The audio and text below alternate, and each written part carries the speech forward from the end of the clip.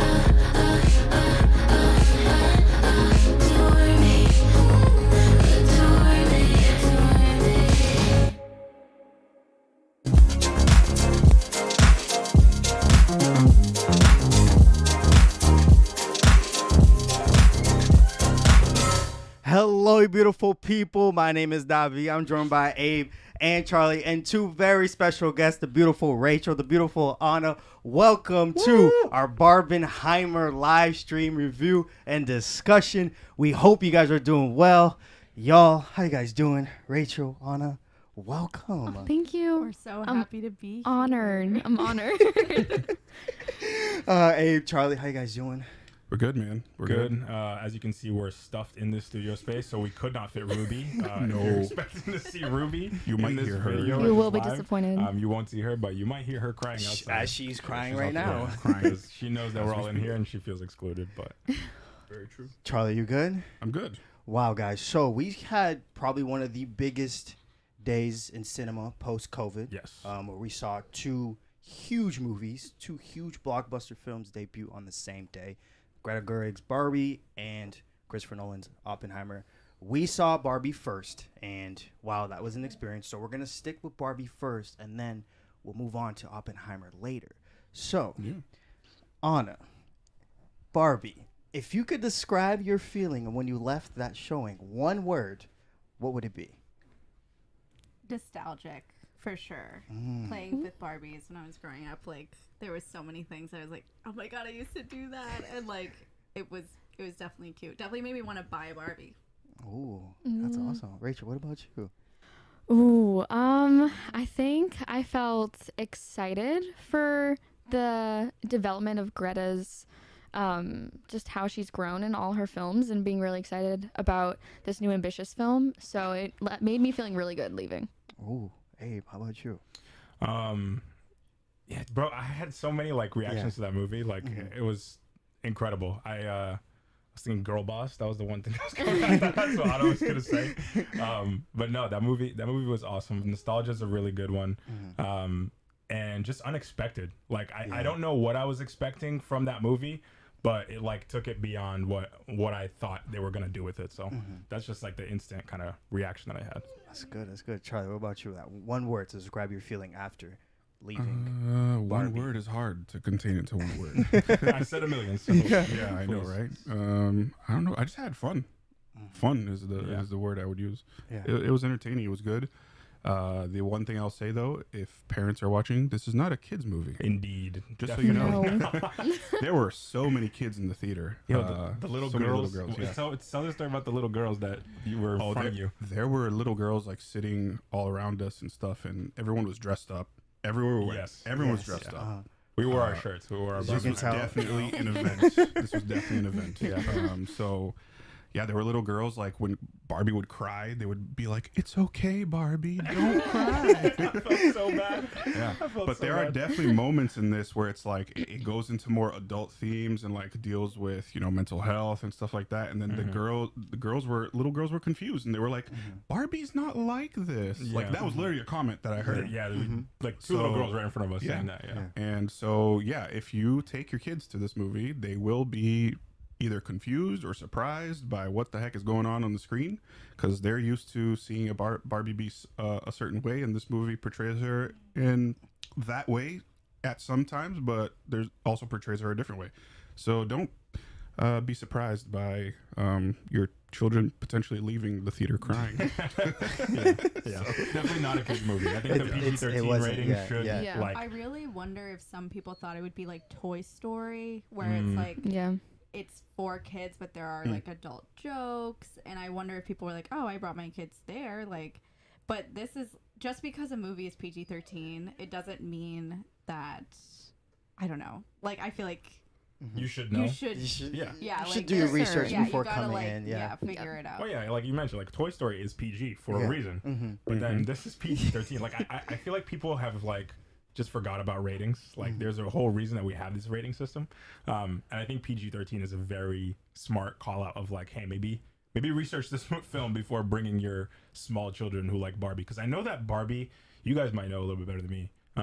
There's like Barbie like animated shows and like things, Oh, right? Yeah. Barbie Life in the Dream House. You see, Yep. and they're very targeted towards Classic children. show. So I can understand why people might think off the top like, oh, this is like in line with that. So let me bring my kids. Like they don't even know. And then they get there and they're like, oh my God, this is not at all what I expected. So definitely do your research if you're a parent. Just want to throw it out there just to get this going. Overall thoughts after watching this, Rachel. When you left, what are some overall thoughts? What did you think of the movie overall? I honestly was very impressed. It was not what I was thinking it would be like. I think it hit me in a way that I wasn't anticipating, in a way of like social commentary. I think that's what hit me the most. Because going in, I was thinking it was going to be only like a girl empowering type movie. That's kind of how I was seeing it. But they called out Barbie and what she's represented in history, like with like body dysmorphia and things like that. They brought up how women contribute to some issues, men contribute to issues, and just kind of calling out both sides. So I thought that going in with an open mind and not knowing what was going to happen actually helped me out. But yeah, I cried. I cried. Yeah, it's an emotional It was movie. emotional at the end. So I would say that it hit in all the right spots. Yeah. What about you, Anna? What hit you?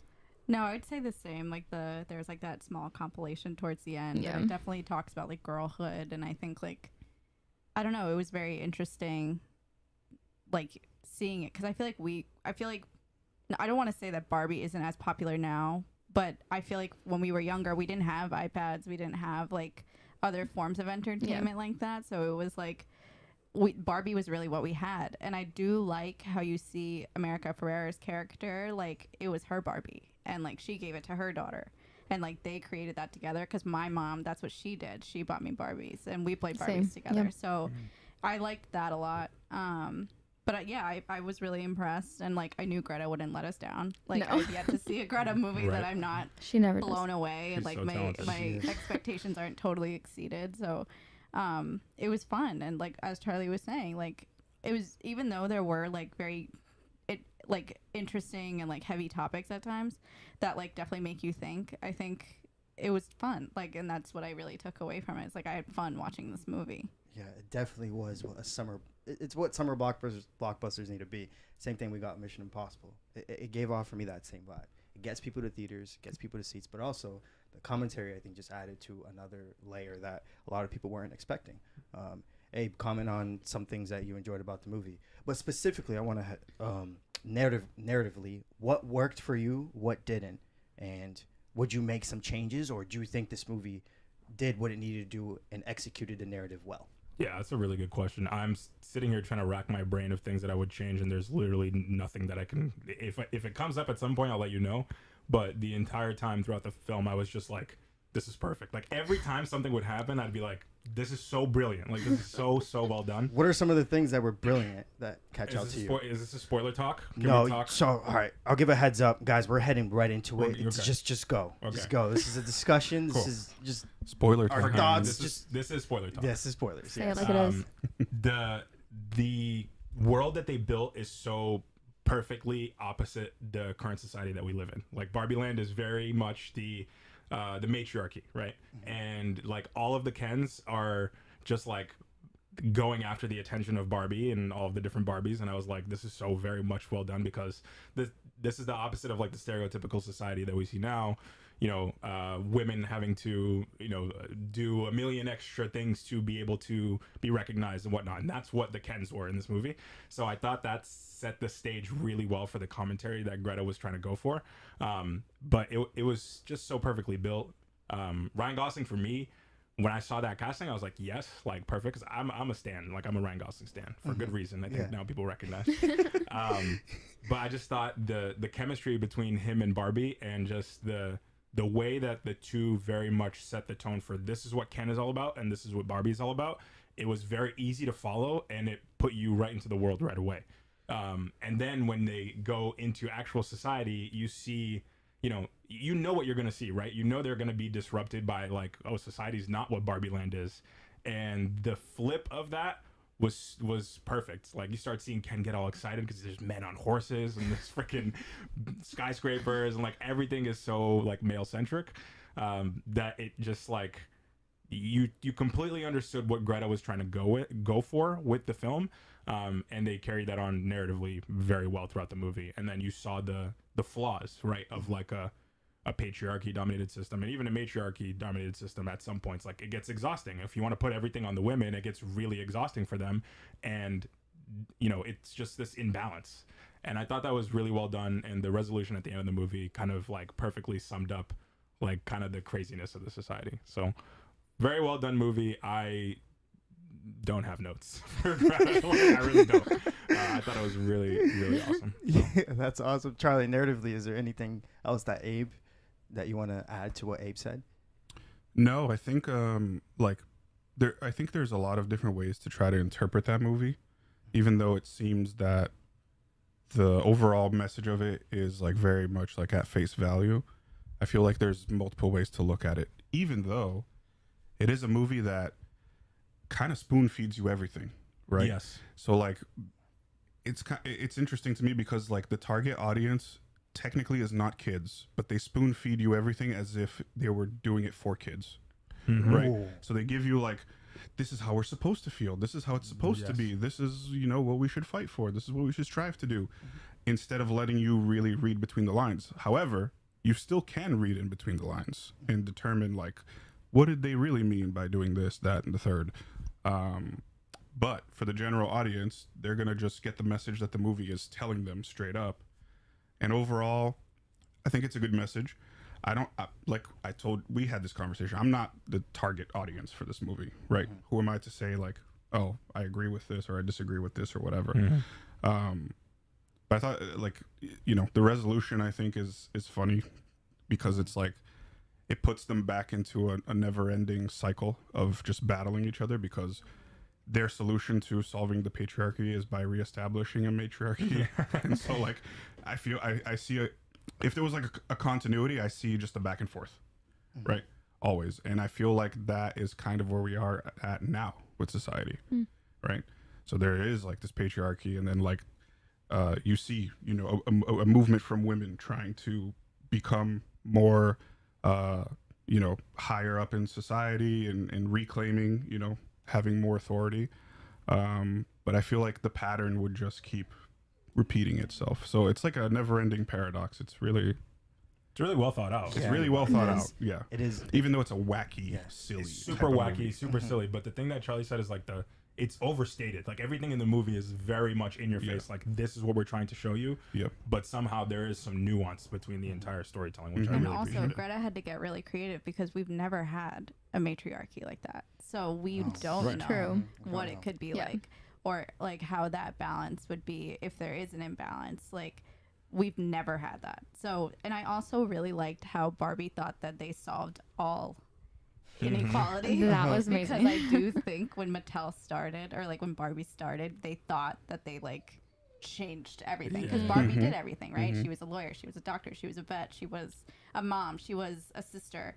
And so I did like that third act monologue, that about amazing. Womanhood and like what it means and how complicated it gets, because you have to do all these things but also nothing. You also can't try hard, but you have to try hard because, and like all of the like how intricate it can be and how there's such a fine balance. So I don't know, I think she had a really tough task to like bring all of this to life and make it make sense in our society. And like maybe Barbie Land, when we grew up, we were like, we wanted a dream house, we wanted the Corvette, we wanted this, we wanted that, but maybe it's not. Like the doll is just dealing with just as much as we are, so it's tough. So being young, right, when you guys grew up playing with Barbie and now seeing a film, being made about a doll live action film, what was the feeling that you guys got after leaving? I know you said you were nostalgic, but do you feel like they did it correctly into how it was growing up playing with Barbie? Because I never grew up playing with Barbie. I don't know what it was like, but you were saying some little things like even when Ken and was like, I think he does a flip, right? In that moment, like when he was doing a flip, you guys were pointing out, no, that's exactly how we played with them growing up too. So what are some moments that stood out to you in terms that were so accurate into growing up with Barbie as a doll? We were whacking each other while watching this film we were, like, literally, in excitement. I think the biggest one was Weird Barbie. I think we all have had a Barbie that we just absolutely I recognize Weird Barbie. And usually it's the one that the brother takes and they play a little too rough with it, because my brother used to do that a lot. And again, like it was always in the splits. It really was. Always the splits. And like the hair was cut. Like you would draw all over this Barbie. It was the only Barbie that you would mess with. But you always had a perfect Barbie. Yes. And that was like the Margot Barbie. Stereotypical Barbie. Stereotypical Barbie, yes. So it was like interesting because I was like, I did that. Like, or like there's no in the dream houses. There's no stairs. So like when they were like, you just fall into your car, that's exactly what would happen. Yeah. For me, the biggest thing that I was like, oh my god, was the empty cups and like the cart and the milk and like things like that, because obviously there's no mini food for the Barbie. It was all empty things. Yep. So that part, I was like, that's such a good detail. Like such a good detail. And like the brush was a little bit out of proportion, and because like the accessories that they gave you, they had to be big enough that you could hold them. And the mirror wasn't a mirror. The mirror wasn't a mirror. So it was like little things like that was, Yeah. it was really, really cool. And the whole like Barbie land, it was like my childhood self was like, I wish I had that for my doll. It was perfect. I was like, this is so precious. I think also for like, and I'm from an all girls family, and my mom was so heavily involved with Barbie with us. Watching this film without those women in my life, I was like, this feels like something I need to share with them for the message, and also just for the fact that Barbie had such a big impact on so many women, like in America and worldwide, but also just the people that like that you used to play with. You want to share this experience. And seeing that message from your guys' perspective, how did it feel? What did it give you from that? Because I feel what I was reading on Twitter, a lot of people were saying, wow, that was a really powerful movie, and for something that we weren't expecting. A lot of people left feeling, motivated and powerful about it, specifically, the target audience that it was for. So I was just wondering, like, what are you guys feeling from this movie after seeing it? I think I did feel empowered. I think I did. I liked the balance of being called out also. They made a joke about Pride and Prejudice, and that made me laugh. But, and how we often, when it talked about a sad Barbie who's going through like mental health and they have her showing like she's crying, I was like, oh, like that kind of hits, because Barbie is like this perfect thing that we think of, and it's kind of like a representation of what womanhood in society is supposed to be. And I particularly loved that one speech that you were talking about what a woman can be and what can't be, and how it's a paradox and it doesn't make sense. But even just the small things to like, oh, Barbie getting cellulite, like that's not going to be mentioned in a film at all. And the fact that it was just kind of be like, oh wow, I have that too. Like, I don't know, it's crazy to see something so perfect that I used to take part in be flawed, and then realizing like, oh, like it's okay for us to be flawed too. I appreciated that. Wow, yeah. Question: do you feel as though towards the end of the movie, do you feel like they were in a way trying to speak down on Barbie and the whole legacy that it was a part of? Like, how do you feel about that? They were like definitely trying to change the narrative, because there definitely was a shift in Barbie when I was like middle school, or even like maybe in high school, of like, what is Barbie representing? Like, this isn't representing us. And like, the most popular Barbies were like the most gorgeous one. Like I think they tried to make a mid-sized Barbie, and it didn't work. And like Midge like got discontinued, like the pregnant Barbie. And like, so like those Barbies that weren't this perfect skinny blonde like stereotypical Barbie, like, it started getting critiqued, like, why do we like this one? So I do think it spoke down on like what, like, I think it was saying like it's okay for Barbie to change, and like it's okay for what Barbie to stand for to change, and you can still enjoy having the doll, but you should also realize, like, I don't know, the scene that comes to mind is when they're trying to put her in a box, and she's like so willing to go into that box, but then she's like questioning it and like trying to figure out like why she's questioning it. Like, she was very conflicted. Like, she knows that if she went into the box, she would have gone back to perfect Barbie land, but like nothing would have changed and nothing would have been fixed. So I don't know. I think like Barbie doesn't have to be put in this box, and Barbie can just be Barbie, or Barbie can do whatever she wants to do. So I like that they were kind of, I don't think they were necessarily speaking down on the legacy. I think they acknowledged how important Ruth was, and like when Barbie was created, how great it was for girls and dolls and girlhood, but also like Barbie can change, and that's okay, and so can Ken, and that's fine. Like, and I think that I like that. Yeah. Wow. It's a metaphorical box and a physical box, because they literally try to put her in a box. Right, Like, literally. a physical I box, appreciated that. Yeah. The end that I got too was just like, you can just be. You know what I mean? Like, Yeah, you don't yeah. have to be. You're enough. You're And you don't have to ask permission. And I think Yes. that was huge. Love like, that. can I be human? And it's like, you don't have to ask anyone for Right. the, like, to just be whatever you want to be. Yeah. So, And like the end, like, I think Greta faked this out so well because like she was going out into society and we're like, damn, what is she gonna do? She's gonna like change the world. She's gonna do something crazy. She just ends up going to her gynecologist. 'Cause she's just a woman. She's just gonna go do something regular, which I think was the kind of the point of it, right? Was just to say like, don't let these people put you in a box. Like you don't need to be put into whatever people's concept of you is. Yeah. So I thought that was a really, it was funny, but a very important way to end the movie with that sentiment. Yeah. We ended up getting a comment. Someone said 350 said critical drinker summed up Barbie pretty well. I didn't see that video. Oh, might have to check it out. We'll check it out. Yeah. Yeah. That opening scene. I want to get to that opening scene. Oh my gosh, Ruby's Ruby's so upset right now. Outside. Let me go just to give her attention while you guys continue this. Okay. So in that opening scene where we're seeing kids play with baby dolls,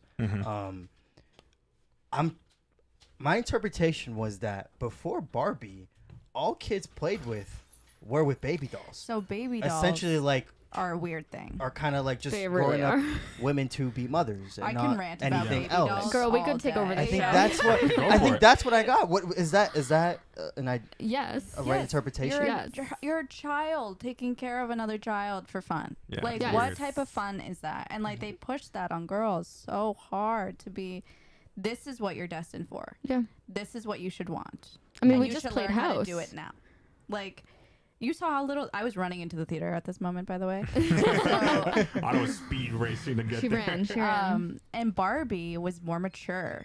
Like I think she was wearing like the black unitard, black and white unitard. Yeah. So Barbie was different. Barbie was like about growing up, like, and I don't know, like in a different direction, I guess. So I don't know. Because baby dolls have been around forever, right? Like For literally, yeah. Our So- moms played with baby dolls. yeah. And we would always just play house. Like when you had a baby doll, like that was what you played. Like someone played the mom, someone played the dad, someone played the little sister. Like, and when I wasn't playing house. with Barbies, we would just be playing house. And that, I guess that does kind of, the baby doll indicates what you're gonna play and And how you it's fit gonna be. into those societal norms. Right? Like Exactly. if you have a boy, like, oh, you're the brother, or you're Exactly. the dad. Exactly. That's how you can play with us and you Yeah. just fall right into that. And I think the way they did it was so brilliant because they're like, so many years ago, like, because from the inception of time, like this is what you guys are Literally. saying. This is what they've been teaching us. But I think with Barbie, I feel like I would play like, I don't know, like I would take her shopping. Yes, or like she would go to prom. Yeah, exactly. She would do more. She would be a princess, or she'd be a superhero. So it's Yeah. like there was more freedom of choice because a baby's a baby. Like, what do you do with a baby? Right. Like, you feed it, you burp it, Yep. change its diaper, and you're done. right. Exactly. Like, and then it cries. No, literally. Like, oh, shh. I know. Yeah. Yeah. That's what we did. Oh, Yeah. that's incredible. Oh, wow. So, performance-wise, Abe, you brought up Ryan Gosling stood out to you. Is there anyone else that you guys want to talk about and highlight? I mean, for me, Margot Robbie, Yeah. of course. course. She was incredible. Is there any other performances that you guys enjoyed and loved in this movie? I want to talk about Ryan Gosling as Ken for a second again, just because, of course. I thought it was the perfect villain origin story. Like you could see him in the beginning, like he's gonna become a villain because he's like pining for Barbie's attention, and he literally Has no purpose. has no other than purpose, that. Literally. knows nothing except for beach. Like that's all he But knows. that's so true because if I would never just play with Ken. Oh, no. Literally, as He soon was as Barbie. Barbie, Accessory. like, yeah. Yeah. Like, I literally be like, oh, And- Barbie's going to bed, bye. Like, And that was his villain origin story of like, oh, I'm just a man being passed up in this world. Like, what is my purpose? Like, and that was hilarious, obviously, because it sounds stupid, because it is stupid. But like, it was the perfect origin story. And then when he comes back into somebody commented. Barbie Land, was he Knuff? You know what? He was want that absolutely t-shirt so Knuff bad. at the end.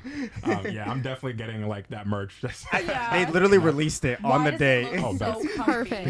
It looks so good. So soft. It does. So like that was just so perfect for me, and he did such a great job, like just changing his demeanor from like, you know, pining for attention to like, oh, I'm the boss, and I don't know what that means, but I have a dojo casa house, like whatever, Mojo Dojo casa house, and that was great. I also thought Simu Liu did a really good job as Very Ken. good job. Oh my gosh.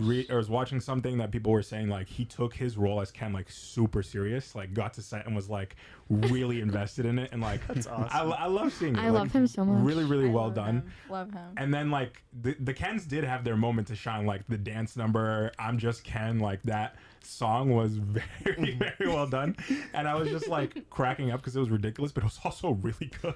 Like Oh the my singing was gosh. good, the dancing was really Direction good. was good. It was this movie was So incredible. So Alan? incredible. Alan, Michael Oh. Cera's Alan stole the Alan. show. Oh. So I don't know. I guess it could be obvious to some, but I saw a little bit of discourse of like, what is the purpose of Alan? Alan was also a discontinued doll Yeah. because we have Ken. Why do we need Alan? So it was so, I don't know. Like, what do you guys think about Alan? I don't know. I didn't really put much thought into Alan. I'm not gonna lie. Like, why was is the he purpose. so, I think that's- yeah. like, think about it. He was the nice guy. He didn't want to follow Ken's. He didn't do, like, he didn't follow the trends. Like, he did his own thing. gosh. He Yeah. tried to leave. He tried to, like, what do you think she was trying to say with Alan? Oh. Like, should that's take over the something show. I'm thinking about. It's been racking my Yeah, brain. it's an interesting one because I think there's a lot of layers to a lot of different characters in this, but Alan's one that you're almost meant to put them to the side in your brain and almost meant to like just be like, oh my god, it's Alan. Who cares about Alan? Like that's kind of the point. But in the same way, it's almost like the people that you pass over in life, or just in general, people that are thrown to the wayside, and you're taught kind of not to care about them. Like that was the obvious one that I saw there. But do you guys see anything Well, deeper like, than that? He saved the day. He like was, I don't know, like I feel like there's more depth to Alan. Like, and like he was fine in Barbie Land, but he didn't like Ken. Like He's an what ally. Ken was yeah, he was He definitely is an ally. So I don't know, I wonder. And then he tried to leave, like, so I really have been like struggling to understand. Could that represent like not conforming to a side or like a gender? Yeah, Like a could that societal norm. like Right. could that maybe be that? Because it was definitely like women, men. Like maybe Alan is He was the one that didn't kind fit of in a showing. box. Yeah, maybe For he's sure. kind All of of them. showing the in between, the Mhm. gray area. I don't know. Yeah. I just saw Alan as not following the pack and not being like the stereotypical jock that the Kens are. Yeah, Right. yeah, He's just his own kind of yeah. Own dude. person. And he's seen probably by the Barbies as least desirable and by people in general. And then right? he helps the Barbies. It's Yeah. true. Right. Yeah, exactly. So I saw it. I think what Rachel was talking about was kind of spot on. He's kind of the breaking the norms of both sides, and Mhm. that one kind of person that you can see of like, in a way, he's kind of inspiring. He's like, you don't have to fit into what the Kens do. You don't have to fit into what the Barbies do. You can just Yeah, yeah. be, Right. which I thought was a central point of the narrative. I think Michael Cera did great. Oh, he did Oh, great. He's did. awesome. He did. So great. Yeah. He seems like such a light to have on set. Like, Yeah. like from what everyone was saying about him, like he seems so great. So I'm Yeah. glad he was really, able to do in that. the past, I've heard that he's difficult to work with, but Oh, I heard he no. was fun on this set. really, Yeah. Yeah. He's the only one not in the group chat though, Yeah, right? he's the only one not in Yeah. the group chat. So he was the only one with a flip phone, and he did not have a smartphone. He does not like having smartphones, which is Honestly, good for him. good I fact. admire Valid. that. We got I another admire comment. Do you think his song "I Am Just Ken" can be nominated And performed at an Oscar. performed at Oscars? I would love to. It was a see banger. that. It was. if they did let it go, they can do this. I'm not gonna lie. with It should get Adele for Nazim. for original song, it should get nominated. So let's go to Academy Awards now. Oscar wise, where do you put this Ooh. movie? Show. This is I know hard. it's early to predict, but If Dune still releases and all these other movies still release this year, I'm gonna it's gonna be insane how different all of the movies are in each Yes. category. This is another Literally. thing that we're not kind of talking about is the strike right now and everything. Like that can have a big effect on the movies that do come out. So if a lot of movies end up getting pushed back and the two biggest films you have of the year end up just being Barbie and Oppenheimer, like I can see a lot of that having Yeah. stock into what the I Academy. think what's happening, the trajectory right now is that Barbie and Oppenheimer may be the only two big films Wow. That for we the see rest of this the year. year Which that we is see. nuts. And that is terrifying. it's terrifying because now we're going back to pandemic days. Like that's what's Yeah. scary. Yeah, it's very But also scary. at the end of the day, like the executives are stupid, and I don't Yes. like them. So at the end of the day, we'll be patient and we'll side with the actors and the writers. That's what we're doing here. We're with them. We're not what the executives are trying to do right now. They're trying to pin us against one another, Right. and that's not what we want. We want the actors and the writers to get paid fairly, so we can enjoy these movies out of respect to them. Screw the executives. Facts. Pay your writers, pay your actors. If there's an Oscars this If there's an Oscars, Yeah, exactly. exactly. So, I feel like, like there you could want to not be an delay award this season. so bad. You want to delay this so bad that you're not gonna. It just doesn't. It doesn't make sense. If they to me. have an award season, the movies that will be part of it are those two and Mission Impossible.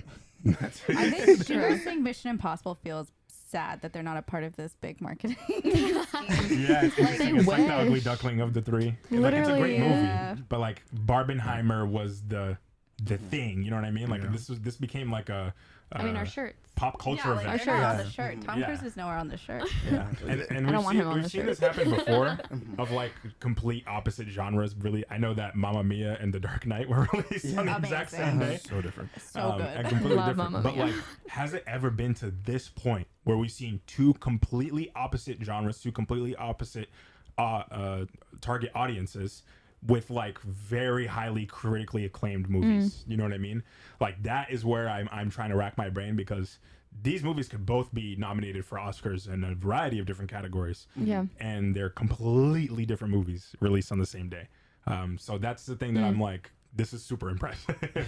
And I think I don't that's know. tough for the Academy to decide too, right? Like it Yeah. makes it adds so many layers because Yeah. of how different the films are. Although So- I wouldn't say they're crazy different, because I don't think it's a coincidence that two movies who address humanity in different ways were released on the same day. True. I think Right. the purpose of humanity and the purpose of how we coexist together are addressed in both films. Yeah. So I think there is common ground somewhat, There's a lot of social But commentary in definitely- both films, for sure. Yes. for sure. But Right. definitely, yes, I think, judging them together is kind of hard. It's hard. It's because hard. one's wearing pink Right. and one's blowing up bombs. Yeah. But So I Blowing have up to the say world. the support from one cast to the other and the directors to each other, like, Yes. has been like hats off to them, because Yeah. it is like so cute to see, like that they're all just here and they're loving the movies and And it's a competitive Exactly. like industry. Like people have to, you want your movie to outperform other films if you're the director, the executives, whatever, even the actors. But the fact that they can appreciate each other. Also, it's like Greta Gerwig and Christopher Nolan, like two giants in Yes. film, like Yeah. at the top of their game. So, obviously both casts are gonna be like, yeah, Greta, like give me a job. Like, Christopher Nolan, give me a job. You know what I mean? Like yeah. they both are like, it's crazy that they get to participate as part of this moment. Yeah. Like it's really, Totally. really historic, I think. No, it is a very historic moment for Greta Gerwig too. She's about to break the record for women director who with the largest opening weekend. She's Whew. gonna break it. She's gonna Good break for her. that That's amazing. record for domestic. So we'll see. It's a huge win for her in her career. And in general, In general, Right. for Yeah. 2023, yeah, it's huge. she has the 100%. biggest. And I feel like she, in my opinion, her and Jordan Peele are the only two directors today, new generation directors, that are carrying on that name, where people will show up to theaters specifically them. for them. Because Yeah. it's them, yeah. Yeah, Right. that's fair. And On a wide scale. on a wide scale, yes, on a general 'Cause audience I think scale. there's like some more, like you could probably say Damien Chazelle for the Damien Chazelle heads. yes, But that's a smaller group of people, though. I feel like Yeah. Greta It's niche. and Jordan Peele are much bigger, like have a wider grip on audiences. And it's also so cool to see how these directors have grown. Like I remember watching Lady Bird in like a theater in my hometown, like a really small theater, and it was like they only played like those indie like movies, and like they used to play like 50s movies too. So it was like cool to see, like it was so small and like not a lot of big theaters were showing Lady Bird, and then now like it was a packed house yesterday, and It like was. I don't know. It's really cool to see, and I think she really, I don't know. It looks like she just really is such a pleasure to work with. She is, yeah. It's a big moment for her, and it leaves me thinking, is like, what are you doing next? Like, how do you top this? Every So time, true. it's Every like, time. Oh, I'm sorry. I'm so sorry. I was We in couldn't, the we back. couldn't see Davi for I'm a so hot sorry. second. He was in hiding. Like Lady Bird was great, but then Little Women came out, and I Yeah, was like, oh my amazing. gosh, like this is so good. How could she do better than this? And now Barbie is here, and like I'm like, oh my gosh, this is probably my favorite Greta film that's come out. So it's like, it's gonna be cool to see for sure. Yeah, Yeah. I mean, her next thing is it's Narnia. She's doing. Oh, Narnia. it's That's what I'm Narnia. saying. I forgot She about is getting. that. She's getting. Yeah, she's doing a blockbuster. Oh, It's a she's, blockbuster Is it film for she's Disney? crazy. for Netflix. Oh. That's okay. It's okay. That's all right. Wah, wah. It's By because then, It's they'll because have what to sucks is remake. that we don't get a theatrical release. We don't know if they'll commit to it, and that's Nah, the they issue. will. They have to They for will. Narnia. They have If to. they did it for even if it's a short one like they did for Knives Out. Knives Out, I think they'll commit to one because it's Greta Gerwig, dude, and it's Narnia. Like this is a very big IP. Like it's really Narnia big. was huge back in the day. I when literally I was a loved kid. the It's Narnia amazing. The movie. fact that it's Netflix, I don't know what the rating's gonna be, but like there's a lot more they can do with this that I think they could dig deeper and They do should some do more. like special screenings and stuff and see. Yeah. Like, I would love to see some of those Netflix films like on a big screen. Like, Oh yeah. Totally. Well, this is the issue with Netflix is they are purely trying to do the streaming model, which like we've seen and I think they're seeing it doesn't really work, especially when you're doing these big budget movies. You need the theatrical release. So hopefully Greta's able to push for that because she strikes me as that type of director where she Yes. wants people to come out and watch the film in theater. And I think what was so good about her developing Barbie, writing Barbie, and making it was that she really emphasized that she wanted full creative control. And she Yes. she was She fighting got it. producers, and there were some scenes that they were telling her to take out. She was like, no. That scene where she where Barbie is speaking, Margot Robbie's Barbie is speaking to that elderly woman in the real world. Mm. They wanted to cut that out. Did you know that? That's What the They ridiculous. wanted to cut that scene out. Bro, what? The scene where they're sitting at a bus stop. That yeah, scene was they wanted to cut beautiful. it out, which is So stupid. That would have like changed the movie's trajectory, I feel like, completely. Yeah, it kind of like sets up the ending. it sets up for the first interaction she has with Barbara.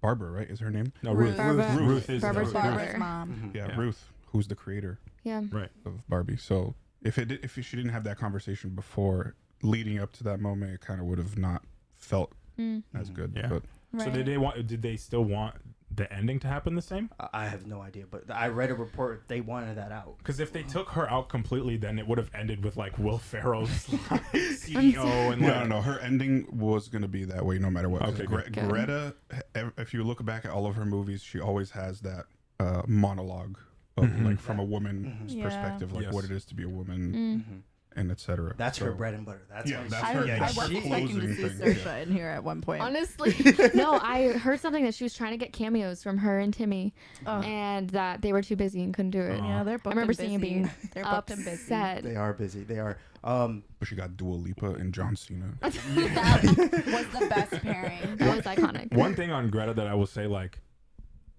this is true for Greta and Christopher Nolan. They both have these central themes around their movies, like consistently. For Greta, it's like about womanhood. It feels like a lot of time, and then for Christopher Nolan, Yeah. it's about time. To be able to top it consistently and like, I'm gonna keep this central theme, or And like, it doesn't get old. and it doesn't get old, is super impressive. Specifically for Greta too, like, very very impressive to be able to continuously top. And here Like, she what's even happening. talked about manhood in a way. Yeah, She that too. did. So it She was like the did. first time I think I've really seen that because obviously Little Women It was just Yeah. on Yeah. womanhood in that part. and Lady Bird. It's like the Totally. relationship between different forms of womanhood. Mm. So it's very interesting. Yeah. And I think also when you're one of the first leading women as a director, honestly, she's one of the first big names that like I've heard, or I know there's others that are really killing it, but she's one that's been consistently standing out. I think as one of those trailblazers, the fact that she's still pushing for her agenda and that she still wants her story told, it's so easy to just do as the producers want because you're trying to, you know, build something for yourself, or you're trying to continue support. But she knows the story she wants to tell, and she's gonna have those womanhood rants because she can. And I think that's powerful too, that she's not letting her morals And slip. they're different every time. They are. Like, so it's, but then they still have the same central theme, right? Mhm. Because like Yeah. Joe Marches was still very like had It was some similar. moments. It was similar. Yeah. It was similar. So For sure. Staying with Barbie, what do you guys think what was the importance of this film? This felt like it was a big movie for the industry, and I think it's gonna hold a lot of weight. I think coming forward, Barbie and Oppenheimer. But what do you guys think are some of the important things with this movie and it being released? I'll say, in general, with Hollywood, one of the things that we continuously see is remakes, sequels, whatever. And what we want in the industry is authenticity, right? And something original. Like a lot of times we're craving originality. So for both of these films, but I'm going to stick on Barbie here because that's what we're talking about.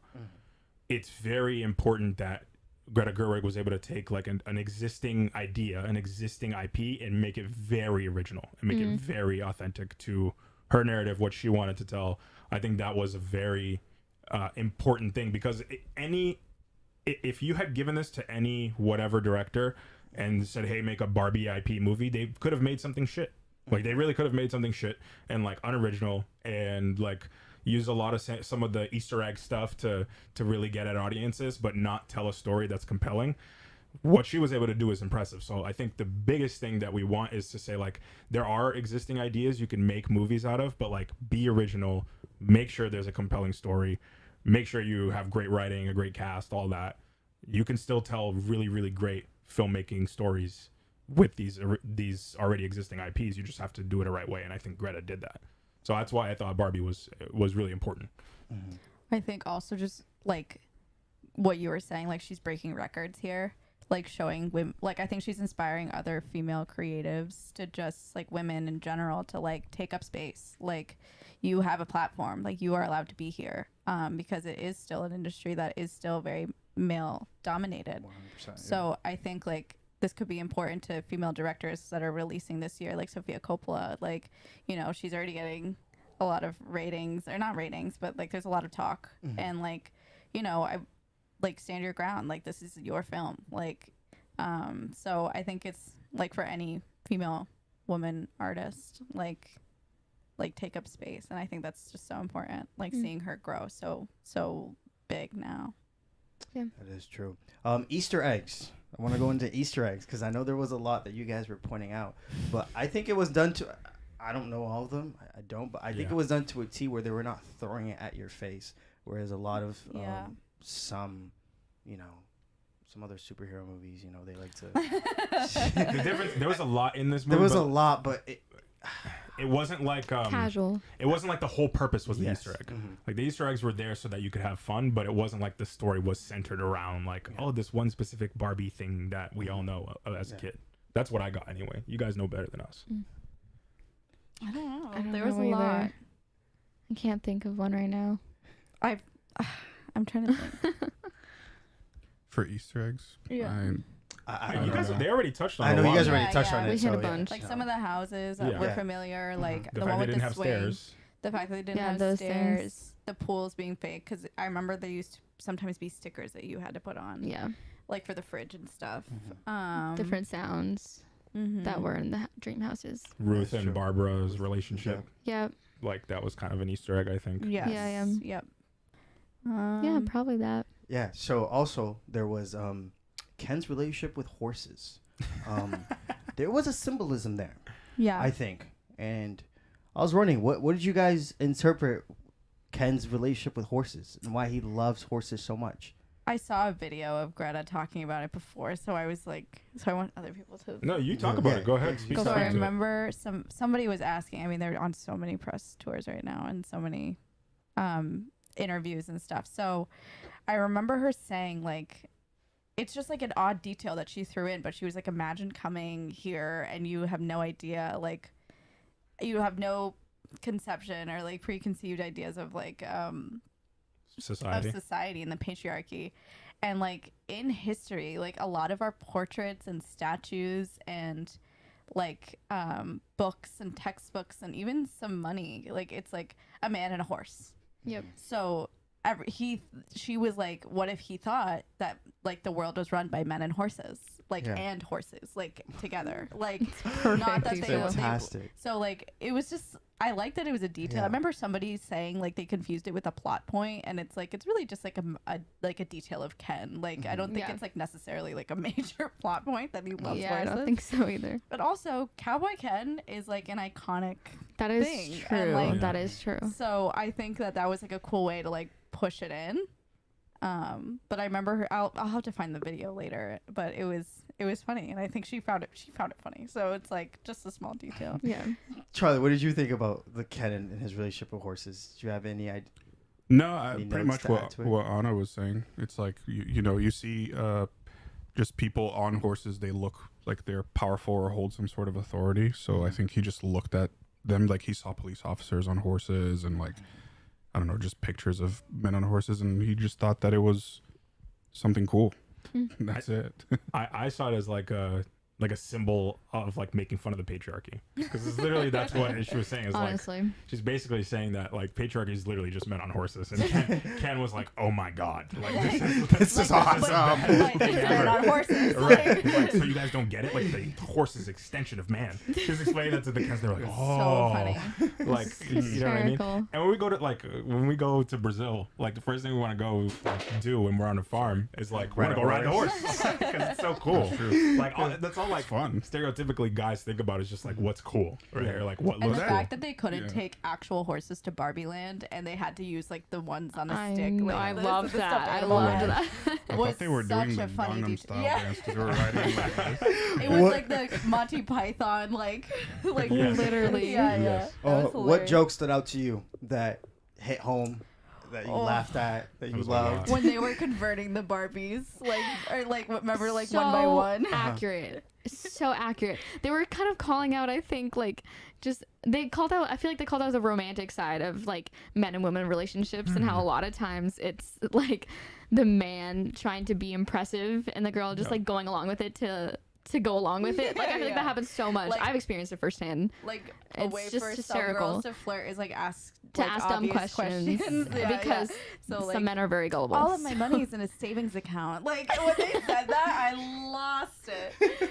And like It's the perfect. sports trope of like, oh, let me help you. Let me like, help you play sports. Yeah. I don't know What this song. Sing it to me for 4 hours. Yeah. That kind of thing. I'll just play guitar at you. Oh my God. What Yeah. else was there? There's The other way ones. that they like made them all turn each other by just like switching Kens. Yes. The Godfather Like- joke. The Godfather Oh, joke. the The Godfather joke bad. was Like, really Like funny. Tell- definitely tell like the guy. attacking. All of us. Yeah, we were it's- like, damn, that's that it. that Film attacked- boys really, It attacked the film bros. But That they was did it funny. with the girls too. The They BBC did. With version Pride and of Prejudice. Pride Version of Pride and No, I know. I'm Prejudice. just saying, like, that's where Killed we me. were. That's where we felt the dagger. I was like, okay, I know. Greta. I looked right over. I was like, oh. I think I grabbed both I of you. did. Everyone gets attacked in this film. Oh, The she does not hold back. Yeah, except I resonate with one of the Barbies because she was like, "Oh my god, Photoshop's too complicated," and that's me when I make a thumbnail. I'm like, "How do I use this tool, bro? I have no idea what I'm doing." That's So straight I could have facts. used a Ken or a Barbie to come explain it to me. But no, everyone gets called out in this movie. Everyone gets called out. Like it's so fun to watch because you have to laugh at yourself. Like this movie is made for you to laugh at yourself no matter who you are. Yeah. And I just thought they did a very good job with that throughout the whole film. It's a comedy, but I think what the film did so well was balance comedy and drama really well. Tone of it was done exceptional. You know, when there are times where there's jokes, they did it well, but in times where we had that monologue scene, the transition to it and the build up to it was executed well. Another last thing, advertising this movie was interesting with the first trailer. They advertised this movie as for people who hate Barbie and for people who love Barbie. Charlie, did that advertising make sense? No, I don't think I watched it, to be honest. Oh wow. Yeah, I think I kind of just like avoided a lot of the trailers and stuff to go in blind. I try to do the same thing. Yeah, all I really saw was like that first like teaser or so. With the feet. Yeah, Screaming. Gets out of yeah, the the first teaser and like the pictures of them in costume the first time. That's what I saw That too. was basically all I saw. Yeah.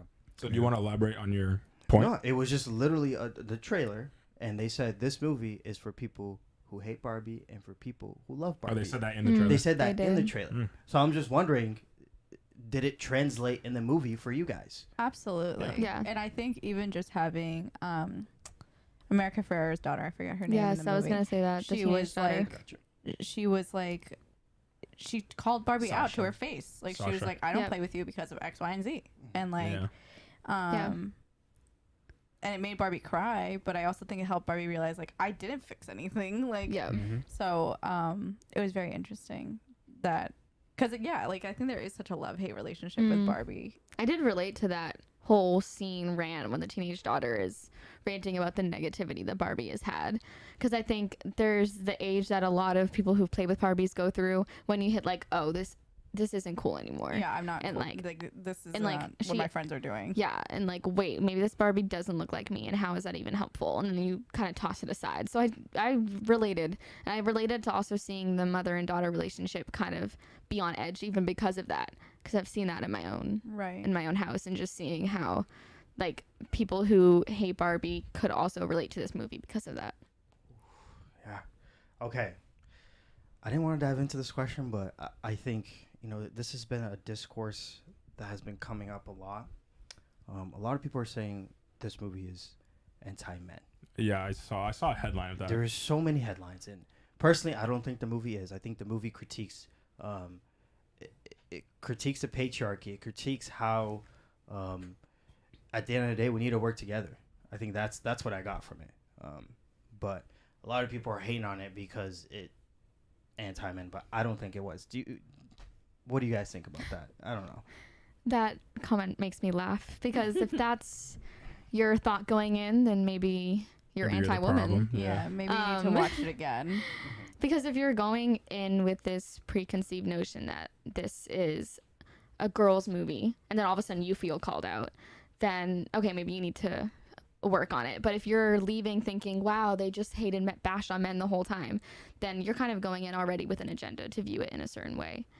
I just see that as kind of problematic if you're leaving this movie thinking that when women were also called out in it. Yeah.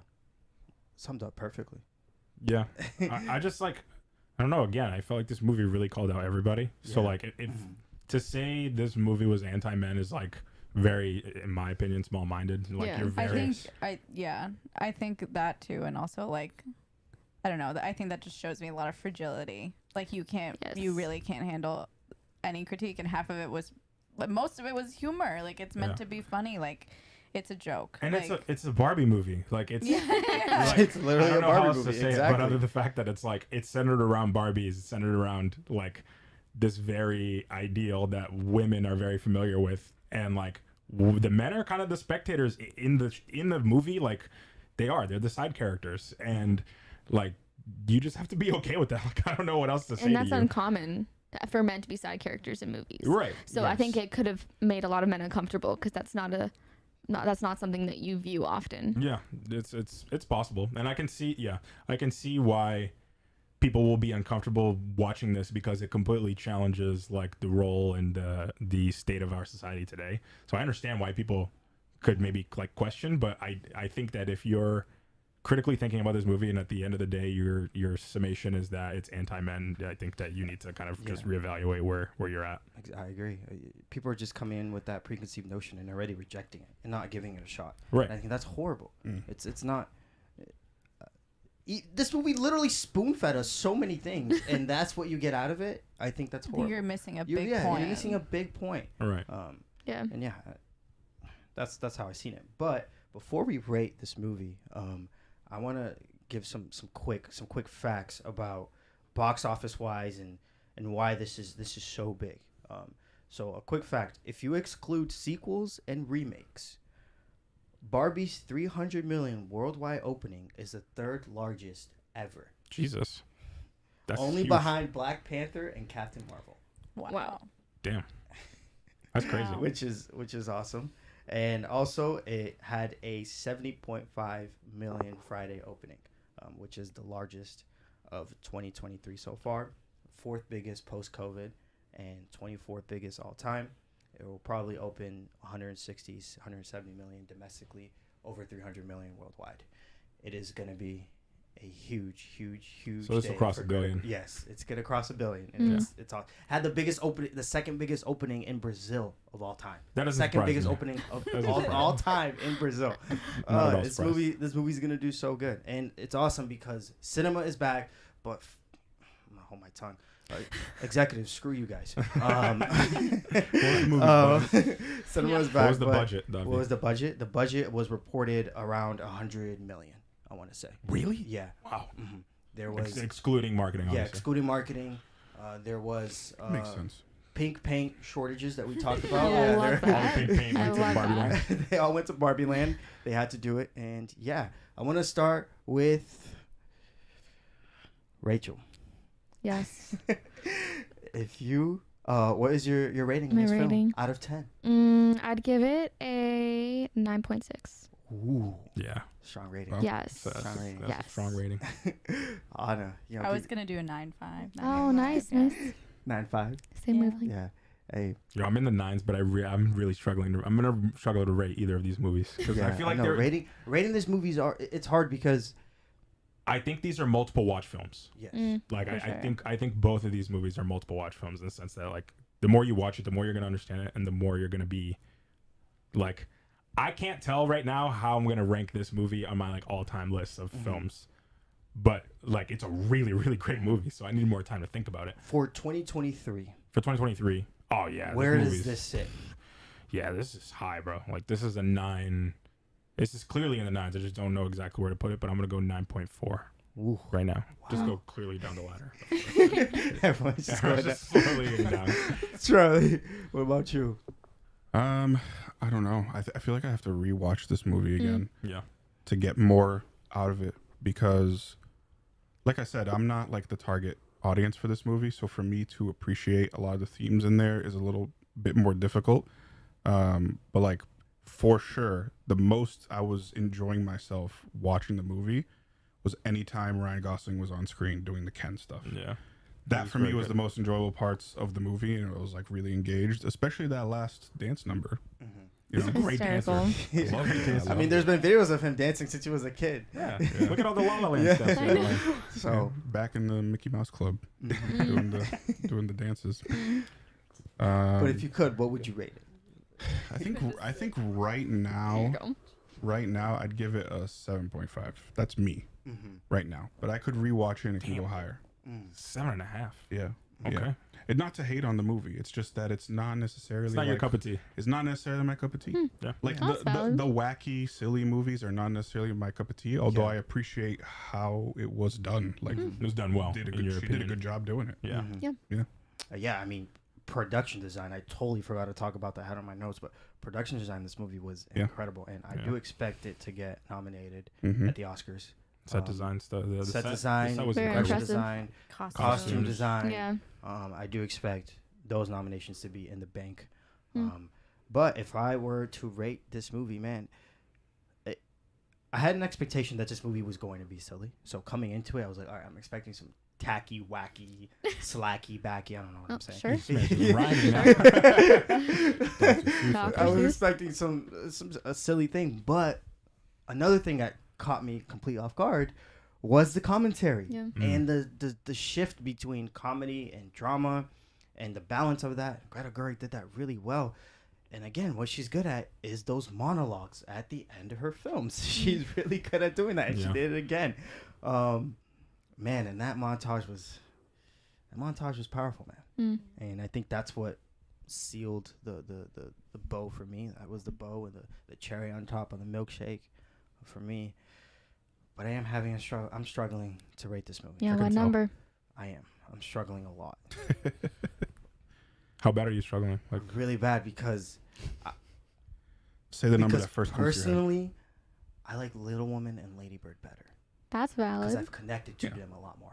I feel like I have a more emotional connection to the movies than I have It to makes Barbie. it makes sense. Mhm. Yeah, that Yeah. makes sense. But I liked Barbie. I had a great Right. time with it. Good, good. That's the thing. It's like the Barbie is, we said it's not a kids movie, but the IP of Barbie is For very kids. heavily kids, Mhm. right?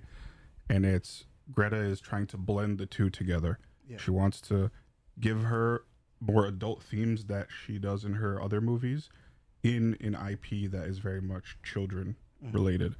So that's a hard balance, Yeah. and I can see you as to why you prefer her other films over this one. Yeah. Yeah. Whereas maybe like a preteen kid will go into this and be like, "Oh my god, this is the greatest thing I've ever seen," Yeah. because they can relate to it more. Yeah. But yeah, I don't know. Man, I really Makes sense. enjoyed it a lot. But I am sitting with it at like a 8.8.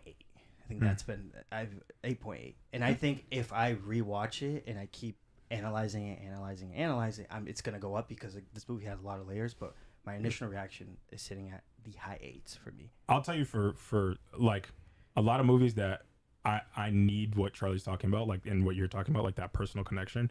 But to me, this is Greta's best movie, in my opinion. Oh, In my personal opinion. I agree. I agree what you're saying, that this is her best movie because it's her most ambitious. Yeah. It's her most, she takes it to another level. Yes. Filmmaking wise, I'm with you, bro. Yeah. Yes, I agree. So that's the challenge. Is like, am I rating this a personal preference, or am I rating this as like a critic, quote unquote, right, of like what I think about the filmmaking and just in general the film. So if I'm talking about like personal connection, then it would be a lot lower on my scale because whatever. But I still felt personally connected to this movie, and to me, like what she was able to accomplish in this film, like blew me out of the water. Like it was very impressive to me. So that's why I give it the rating that I gave it. And I think that if I watch it again, I honestly will it'll probably continue to raise the rating. But yeah, I think we got all our ratings in the bag. I could see it moving up my power ranking list as the year continues, and I think that's what's gonna happen. But yeah, y'all. There's one last question about watching, listening. It said, did Ryan outshine Margot? And I think that's something that we should touch on good before we question. Yes. wrap up. Barbie. Okay. This will be our last thing we wrap up. Okay. Yes, but it's So- intentional. I saw. You think it's intentional? Yes. Why do you think it's intentional? I just think the character Part of the commentary. Yeah. Part of the commentary, because like the movie contradicts itself as well, is what I was reading into it, because even though the movie's about Barbie knocking down the patriarchy, all of that, the front and center in all the best scenes, at least in my opinion, is Ken, right? And a lot of other people might see that too. He's the funny guy. He has the fun bits of the movie. He is what a lot of people are talking about online as well. Yeah. Exactly. And there's sorry. Not to cut So like to wrap it up, it's like, oh, like Barbie is the one in charge. Well, look at this. You still liked Ken better. So what do you think about that? So it's the question that you're supposed to ask yourself in the back of your head. the discourse online, and what I saw someone tweet is like, y'all need to start acknowledging the other characters in this movie as well, and not just talk about Ken and Ryan Gosling. Some people are getting upset because it's like, we get that Ryan Gosling is, a supporting role and it knocked it out of the ballpark, but we're not looking at the lead, Margot Robbie, and the other supporting actors, and why we're not discussing them. Because I think at the end of the day, this movie was targeted towards women, Right. And some people are upset, like, whoa. But I also think, like, stereotypical Barbie, right? Like, in the beginning, we saw that she's, like, very center Barbie. Like, she's, like, the most important Barbie. But at the end, we kind of are learning that she doesn't want that. So she didn't get the big musical number. She didn't get, like, this solo. Like, she had her own solo adventure, but it was more about discovering herself, not really, like, figuring out how she can get more power or, like, figuring out how to, like, benefit. Like, Ken was, like, I want this to be me. Like, Right. I want to be Barbie.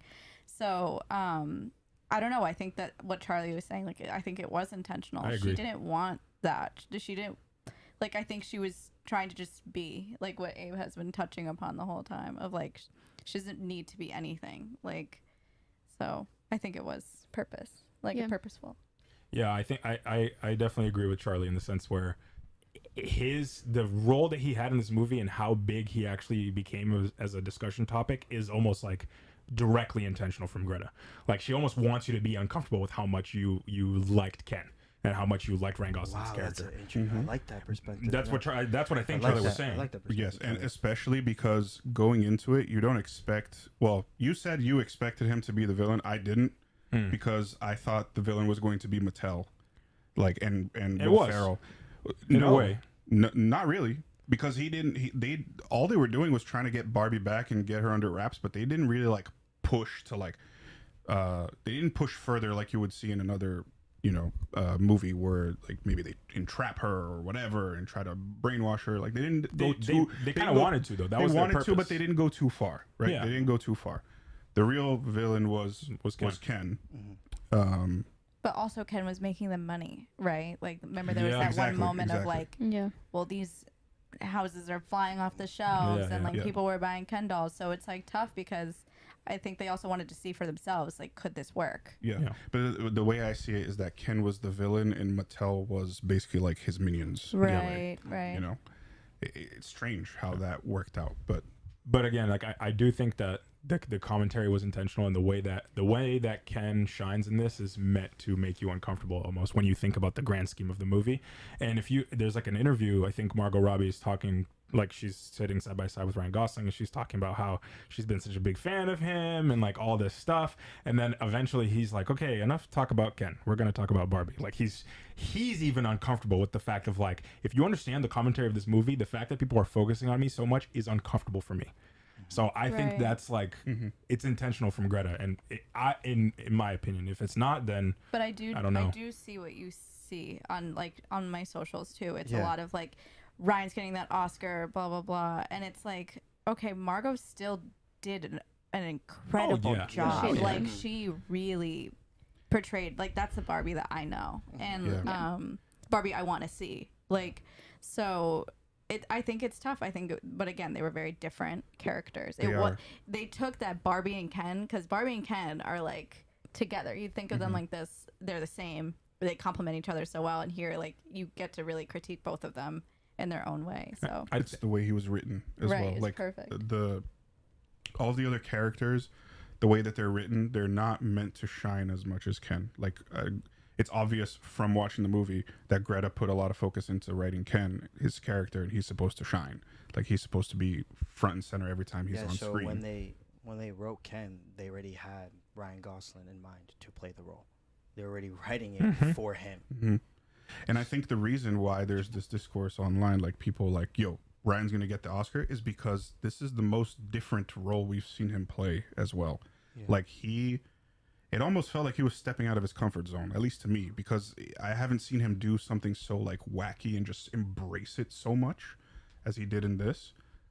Whereas with Margot, we have seen her range go way beyond what she did in Barbie before as well. So like the comparison I think is valid. That's one thing that I was going to say, is that when you think about the Oscar like nominations and stuff, it's like people, when we're thinking of those people, it's the people that surprise us, right? Like we knew Margot Robbie was going to eat as Barbie. Like we knew she was going to kill it, and she delivered exactly what you expected. Ryan Gosling, I think, surprised people in what he was able to portray, and I think that's why the discourse is so focused on him, because people expected Margot Robbie to absolutely kill it, and she did. But people were very like, I did see people question about Ryan Gosling. I had no doubts, sorry, because I'm a Gosling stan. I did. A true believer. I'm a true believer in the man, so I knew. But it's I think that's where a lot of the discourse lies. Yeah, because when I saw the photo, like I think the first photo that they released of like the cast, Margot Robbie as Barbie, I saw it and I was like, this makes sense. And then when I saw Ryan Gosling as Ken, I was like, what? I was questioning. I was like, why did they choose him? I feel like they could have chosen anybody else. That's and true. Also, we don't know, like I don't know Ken's personality. He doesn't have one. He doesn't have it. Like, he does not. He is like he doesn't basically know his literally personality. never marketed to yeah, have one. exactly. He's an accessory to Barbie, and Exactly. like the fact that they basically had to make a personality for him in this movie is very impressive. Well, he tries to find one throughout the film, which is the whole purpose, and that's why it was so cool, because you had so much more license with Ken, like so much more room to kind of make it your own way, and that's why I think Greta did a really good job. And because he had to like research to find one, and whereas Barbie, like she's Barbie, like she has her personality, and so it's so interesting how, he was a very interesting character, and he did surprise me too, Charlie. Yeah. But wow, y'all. Good discussion, guys. We're like over an hour on that. Over an hour on Barbie. So I wonder if we're gonna have as much to say about Oppenheimer. I feel like no. At least for me. God. So here, okay. Are we getting into it now? We're gonna get into Oppenheimer. Wow. Sorry, I'm trying to collect my thoughts now. Wow. We have a lot of wows. When it's wild, it's because he's thinking. Okay. I'll do personal experience after I finish it, and then we'll transition into Oppenheimer. Okay. Speak it out. Yeah, man, that was different. That was a different experience for me. Nolan has perfected in terms of making everything intense. Like, I don't know how this man does it. He can make me saying hello to Rachel intense, and I don't know how he does it. But you know what I mean? It's like, that's how incredible it is. But I think he took this to another level with this one. It felt like all of his work from ever since he did Following all the way up to Oppenheimer, it cultivated his perfection of dialogue and building characters. Mm-hmm. And that was Oppenheimer for me, man. Like, the way this man constructed Oppenheimer and also constructed the supporting actors around him. Bro, this might be Nolan's best work in terms of the characters in this film. The characters and their story and their growth.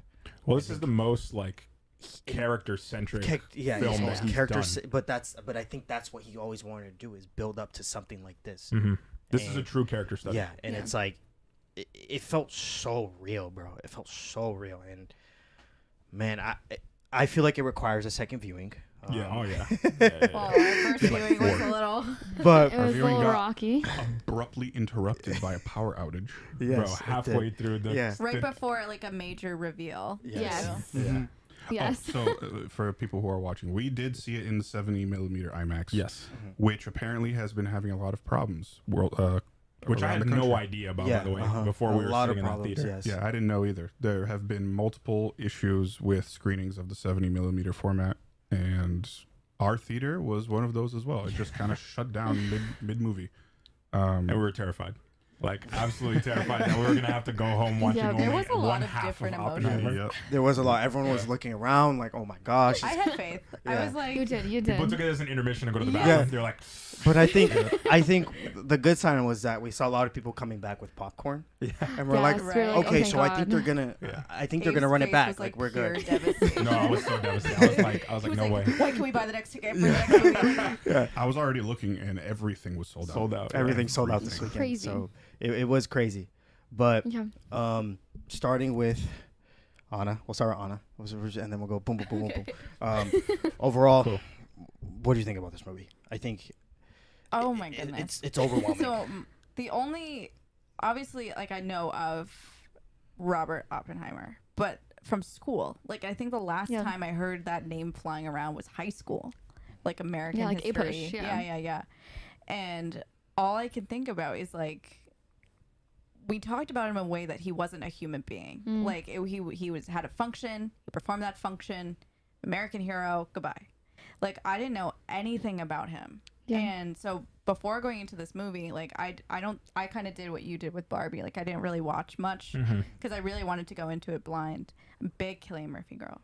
So I was really excited to see him as a main role because I feel like we don't see that besides like Thomas Shelby. But so I was like really excited to see it. And I, again, like what you were saying, like with Christopher Nolan's timelines, like the way that he like splits things and He loves a non-linear Yes. story. it was Yep. The so fission and fusion, Very like well are done. chain you reaction serious? and every. Yep. I'm like, bro.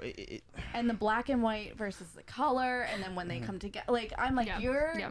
lying right now. Like that I'm watching this. But my initial reaction was like, I felt like pure devastation leaving that film. Like I was like, wow, like I feel like he had no real support, like as like a human. And like Kitty was there for him, but I feel like she was there for him in a way that she like really focused on like what he was doing wrong in these situations, like stop being a martyr and like fight back. And it's like like the damage has been done. Like there's nothing he can do.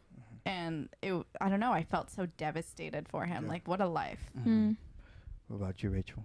I had an opposite reaction, actually. I left being less in favor of Oppenheimer.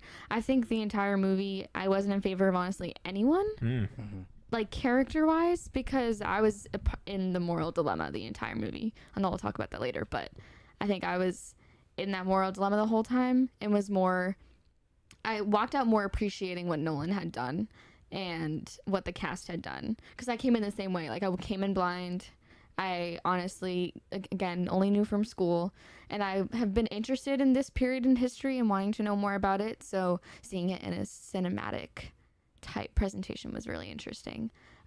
It was brilliantly done, like, on a cinematic scope, but yeah, I think I left more morally confused than like, oh, I connected with one character and like I really was fighting for them. Because I think in a lot of films I'll like connect with one and get very emotional, but in this one I think I was contemplating too much on the moral side that I couldn't pick one and support, because I think all these characters were flawed and they were all human, and that's the master of a script that he wrote and did. But yeah, I think I left more like, oh, what do I do with this like history? Like, how am I going to respond type thing. Wow. Damn. That's no, because it's. I feel like a lot of people were left like that too. Yeah. We'll get into the morality of the movie. I have that as a question, but I just want to get overall thoughts, Abe, as well. Yeah, this was really different from Nolan. I have not even fully gathered my thoughts. Like, 16 hours later? Like, I'm still very much not sure. Or actually, almost 24 hours later now. I'm still not sure like where this ranks for me in terms of like his list of films. Like, obviously his filmography is crazy, like it's ridiculous. You only dream of being able to accomplish what he's been able to, but being able to create a non-linear story when like I feel like the chronology is important in this, right? Like there is a history specifically with this character of like beginning and end. At first I was like, is this the right choice? When I was first watching it, because I there were times where I was like, okay, I really need to catch up with this movie, or like I feel like I need to stay with it, or I'm gonna get lost, because it was moving fast and there was a lot of jumping between timelines, and It's a 3-hour runtime. right, 3-hour runtime, And it moves. It's jumping between the color and the black and white, which is the color is subjective, so Nolan's kind of interpretation of what's happening, versus black and white is like cold hard facts, like this happened for sure in Oppenheimer's life.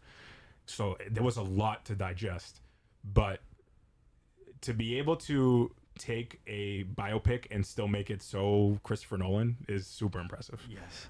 So that's probably one of the biggest things that I'll just say as like an opening reaction, is that I was like, damn, like, he did it. Like, I didn't know how he was going to do it, but he really did it. So, who's thing is I don't know. That's my mom's iPad, actually. Oh. It's all good. But yeah, I just thought it was really impressive. I didn't know how he was gonna do it when so much of this was focused on the character and the characters at play. But I think he job well done. Job very well done. Charlie, I know you were quiet with this movie after we watched it. Yeah. We were all quiet. We didn't really speak on it after, because it did, like Anna said, you were left devastated. Yeah. I What are think some there's initial no thoughts? there's no way to like leave this movie on the same note as you leave Barbie. Yeah, no. True. Because Barbie kind of ends on like a more positive, upbeat note, It's got the nice music and stuff. You end this one with like the world catching on fire, and you're like, whoa. Yeah. Like we could be victims of that at any moment in time. And it's kind of hard to come to accept that or even believe that it's a reality, but it is. And you share that sort of connection that Oppenheimer has at the very end, this epiphany of what the hell did I create? And you're just kind of thinking like, what the hell is going to happen to this world? Because you turn on the news and you just see like all sorts of conflict, and you're just like, someone is going to drop one of those at some point again. And what will it do this time? Because it's a lot more powerful than it was at that time. Yeah. But I will not lie, a lot of this movie I was just confused, because Valid. Nolan's style of dialogue, especially cutting back and forth between like time jumping and stuff, it was hard for me to keep up. But this is normal for me for all of Nolan's films. I have to watch it more than once to really get a grasp on it. And it's just his style, because I joke this with you guys all the time, but I feel like Christopher Nolan's the type of guy who can read like 100 books in a day. Probably. He has so much knowledge in his mind, and the way his brain works is not how everybody else's brain works, which is fascinating. So for me to be able to digest everything he's trying to say in one sitting, can't do it. Especially when it's a 3-hour runtime, can't do it. He's a real fascinating guy, because you say things like that, like he can read 1,000,000 books and his mind's expanded, and yet like one of his favorite movies is Talladega Nights. About Ricky Bobby. And you see He's a it, and you weird see guy. his interviews, and you look at him, you're like, this guy is so simple, man. Yeah, he He's is. so humble, and But he you looks could like a scholarly type person. Yeah. like Yeah. He looks like a very professor. You can intelligent. tell he has Yes, a lot of exactly. he has a He lot of heart. for people Yeah, who he does. seek knowledge and wants to, I feel like he just loves discourse. Yeah. If he was here with us right now, He'd be loving this. the conversation, or just be. He probably would want to be a fly on the wall and not even actually partake in the Just conversation. listen. The thing with Nolan is that I admire him so much, but I feel like I would be so afraid to talk to him because I wouldn't be at his level of intellect, like to just hold a conversation. I don't know. That's like the antithesis of who he is, though. Like he's a very humble dude, and he's right. He is simple, but like when the fascinating thing about him is that he can tell complex stories in a way that almost it feels like nobody else can. Right. And so like the majority of the things that I will say about this movie are mostly going to be technical based, like filmmaking wise, because in terms of story and dialogue, I can't say that I fully understood everything. I really can't. No, that's like, I didn't valid. know. Totally valid. I didn't know who the hell Robert Downey Jr.'s character was or what he was trying to do until probably like towards the third act. To the point too. A part of that was kind of purposeful, I think, in the way that Nolan told the story. If you don't know who he is, Because I thought it was just me. I was like, yo, I don't I think know that who was this guy purpose. is. No, For if sure. you don't know who he is in the beginning of the movie, you almost feel like he's somewhat of a friend until the end. Until when you the start end, to where how I realize. perceived when you see the it. reveal. Yeah. There's That so whole much. It's yeah. it was the chain reaction, also him connecting from. And like the realization moments in his movies are They're my so favorite. They're so powerful. mind-blowing. Yeah. Like they literally change everything that you just saw, and you're like 2.5 hours in the movie, and you're like, are you kidding? Yeah. And But it's like so it's too much Yeah. sometimes. I didn't get that with this one Really? because of my level of confusion. So, like, the reveal wasn't a reveal for me. Really? That was the first I time had I to watched tell- Inception. That was happened to me. Yeah. Me I had too. to tell you what he said at the end, like the reveal. I loved part. Inception. Yeah, I was like asking you because like also like we talked about this Nolan, the way that he mixes audio and This whatever. is the like, one it's qualm that I hard have with to- Nolan. It's hard to understand a lot of dialogue because he loves like a swelling score underneath. He Okay, Yeah. thank you. No, I thought had the was same going issue. No. You guys halfway are not through wrong. the He does it movie. with all. He does it with all his movies. All his movies. Because people complained about Tenet, and with Tenet, it's even worse because there's so Oh my much gosh. going on action-wise and narratively that you're like, bro, let me hear what they're saying. Which is why like people get mad about subtitles. But I'm like, bro, if I could sit in the theater and watch a Christopher Nolan movie with subtitles, that's my dream. I know. Because I could actually see First 30 and know minutes, what's I was happening. like, oh my gosh, if there's subtitles right now, I'd be like living. my There's best life. people But it that would are be, probably like, gonna like hate on us for this. No, but I just think the first viewing has to be oh an yeah. experience. that's fair. Yes. I just think Yes. it just has to be an Agreed. experience. Yeah. And I think Raw. it raw. Yes, that's the word. Yes. And I think it made complete sense that we saw this on 70 millimeter IMAX, which is only one of 19 theaters in the country and one of 31 theaters in the world that were showing it in the way Nolan intended it. And we were blessed enough to go down there and watch it. Thank you guys for committing to that drive. Yeah. That was awesome. It's gorgeous but- to look I at, by thought the that way. It's very beautiful to see. It It's is beautiful stunning. to It watch is. in film. That's my, Oh my first gosh, question yeah. here is, what did you guys think about seeing this in 70 millimeter IMAX? They said the most Crazy. probably the most detailed picture quality you'll ever see the human eye can ever see. That's what Nolan says. It's the most perfect one that the eye It's can like it's can like look at. 11 or 12K, something Yeah. like Yes. that. It's 12K. It's ridiculous. It's yeah, it's wild, but it's like it's so detailed. I'm gonna get nerdy with the technicality here, but it's to the point where the rest of the face is almost blurred. But when you look into his eyes, when there's like a close-up shot, it's so sharp where I can like see Crazy. the light that they lit him up with. No, and I'm like, literally. bro, what the hell? And dude, it's crazy. It's crazy. It Imagine looks having so that good. camera in your face. I'd be Like, I terrified. saw the making of the movie. It's like the Huge. freaking It's like- massive it's IMAX massive. cameras that It's- he made. Like I'd be Like, so how are you scared. supposed to be? Okay, you're about to make a bomb, and it's gonna destroy the world. Go. Like, Bazooka in your face. Like the it's cameras crazy. are huge. IMAX cameras are crazy. So Ridiculous. true. You You know know what to the- make a custom camera for this. Yes, they did, and they had I to. didn't know that. Crazy. Kodak had to develop a custom 70 millimeter IMAX film, black and white, because there's no such thing as because it's Yeah, horizontal. their own Nuts. film stock. IMAX film is horizontal. Usually it's vertical. So Kodak had to develop a black and white IMAX film. I have Specifically a for question this that I movie. don't understand about this. I felt like Thank you. sometimes it was wide and then went narrow. Yeah. So Okay, girl, okay, why? that's another question. So, So what that's- Nolan does a lot with his IMAX movies is that when you go experience a full, Nolan movie like this, he likes to play around with the aspect ratio. He always does this. In all of his movies, he does it. Some people hate it. They say, yo, keep it consistently full, or just keep it wide. I want to know from you guys' opinions. How did you guys perceive those shots? I know, Charlie, you said it's a distraction. You don't like it. I think you also said it was a distraction, right? No, I liked it. You liked it? I think I was confused at first because I'm not used to experiencing films like that. But I think it like contributed to the mood in certain scenes. Like when it was full, I don't know the numbers. When it was full shot of like maybe Nolan walking toward Einstein at one point, I was like, okay, I'm feeling like the gravity of like the pull of the movement. But then when it cut back straight, I'm like, oh, this is important dialogue. I think it was things like that. Or when it would jump, like when they were showing like the reaction really up close, and then it would jump to like him in bed and it was different. I think that like contributed to the feeling. Yeah. That's how I perceive it. It's definitely the feeling, and also there's specific moments where Nolan wants you to pay attention. That's why he goes wide, or that's why he goes full screen, to understand the scope of the story. It's just it's a tactical thing in filmmaking, where if you change the aspect ratio, it brings your eye attention to that, and you're like, why is that happening? It makes you pay attention more. So I think that change is very intentional from him. He does that in all his movies, like you mentioned, for a good reason. I think, Rachel, you hit the nail on the head. Like he does it for different moments for you to pay attention to something specific or to change the mood a little bit. Yeah. But is that a distraction? Do you like it? Do you love it? Are you like neutral about it? It's kind of tough to sit here and be like, shut up, Christopher Nolan. You know what I mean? Like, how you gonna be like, oh? But it's totally okay to say if you don't like it. You shouldn't do that. Like, blah blah blah. Like, what the hell do I know? I'm just me. No, I to me, I don't think it personally did a ton. So if it didn't have it, I don't think I would have missed it.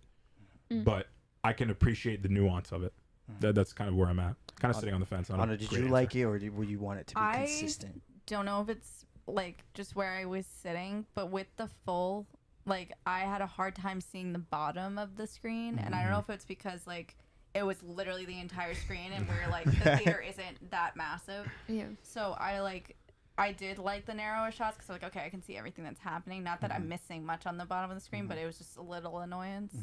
But it at times it was like, like I was like, okay, I need to really pay attention. But I'm like, I feel like everything in every scene is very intentional, and his attention to detail is like insane. So like, I felt like I was like, I don't know. Like, I was like, is this really important, or is this like a mood shift, like what you were saying? Like, so I don't know. I relate to what you were saying with the screen, because not in the fact that I couldn't see the bottom, but when it was full aspect ratio, I'm like, where do I look? Yeah. Like, I don't know where to look. And that's very rare, because that's 1:4:3. You don't see that a lot. Right. You don't. See literally to see. And that's why, like, when his full face is on the screen, you're staring at it. You're like, oh, that's that. In the best way, and it's intentional. But honestly, I felt in some scenes it was a little bit distracting because I'm a person who is looking at the technical stuff first, because that's just how the things that I appreciate right off the rip. So I recall a scene of Oppenheimer and Kitty talking, I think like outside, like by Mountain View or something, and it would consistently like change between full IMAX ratio, back to wide, full IMAX, back to wide. And it was like just between their lines of dialogue. And I was like, why?